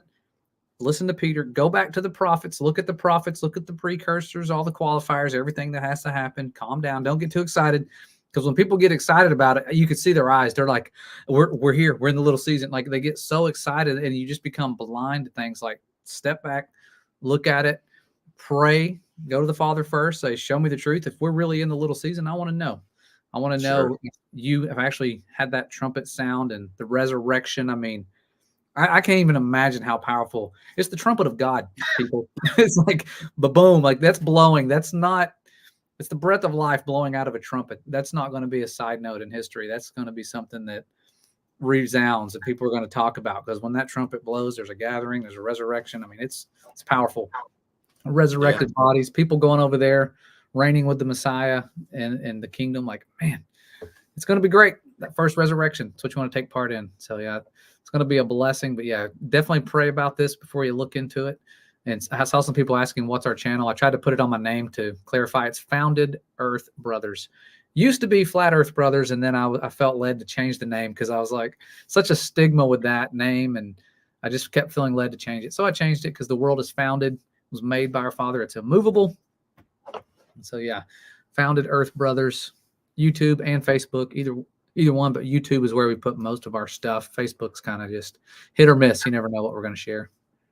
I got you. Yeah, well, man, if I didn't have the final card link and then the link to your YouTube channel, I'll make sure I get that in once the stream's done, so that when it's public for tomorrow morning and everything, or whenever it goes to regular stream on the YouTube like normal, that'll be in the video description. But I mean, the thing I'd say, guys, and close on here to everybody that follows the channel, is you got to understand that the significance of the topic that Josh has covered tonight, and then we'll definitely have him back, and honored to have him again to finish discussing this, is that this whole channel was created for the exclusive, specific purpose to prepare hearts and minds for the 7 trumpets of Revelation and for the coming kingdom of Yah. If this stuff was true, and this is already played out, everything I've done for the past decade plus is in vain, because it's already come and went. So that would be an embarrassment on the whole ministry that I've tried to conduct. So I mean, like, the gravity of this topic that we're talking about, it's immensely serious, because when people go to sleep at the wheel right now, when things are getting ramped up like I've never seen, and elders that are 80 and 90 years old say they've never seen, this is the topics that need to be put to rest immediately, because if this has the opportunity to take root and grow in people's minds, it is going to deceive them from being prepared against the day and hour that we're about to enter into. Well said. So, guys, with that said, Josh, we'll see you back here soon, hopefully in a few weeks. And guys, as always, till we see you again here, Seven Trumpets Prayer Channel. I hope the Most High Yah baruch you and keep you, make his face shine upon you, show you favor, and give you shalom, my friends. In Yahushua name. Love you, everybody. We'll see you soon.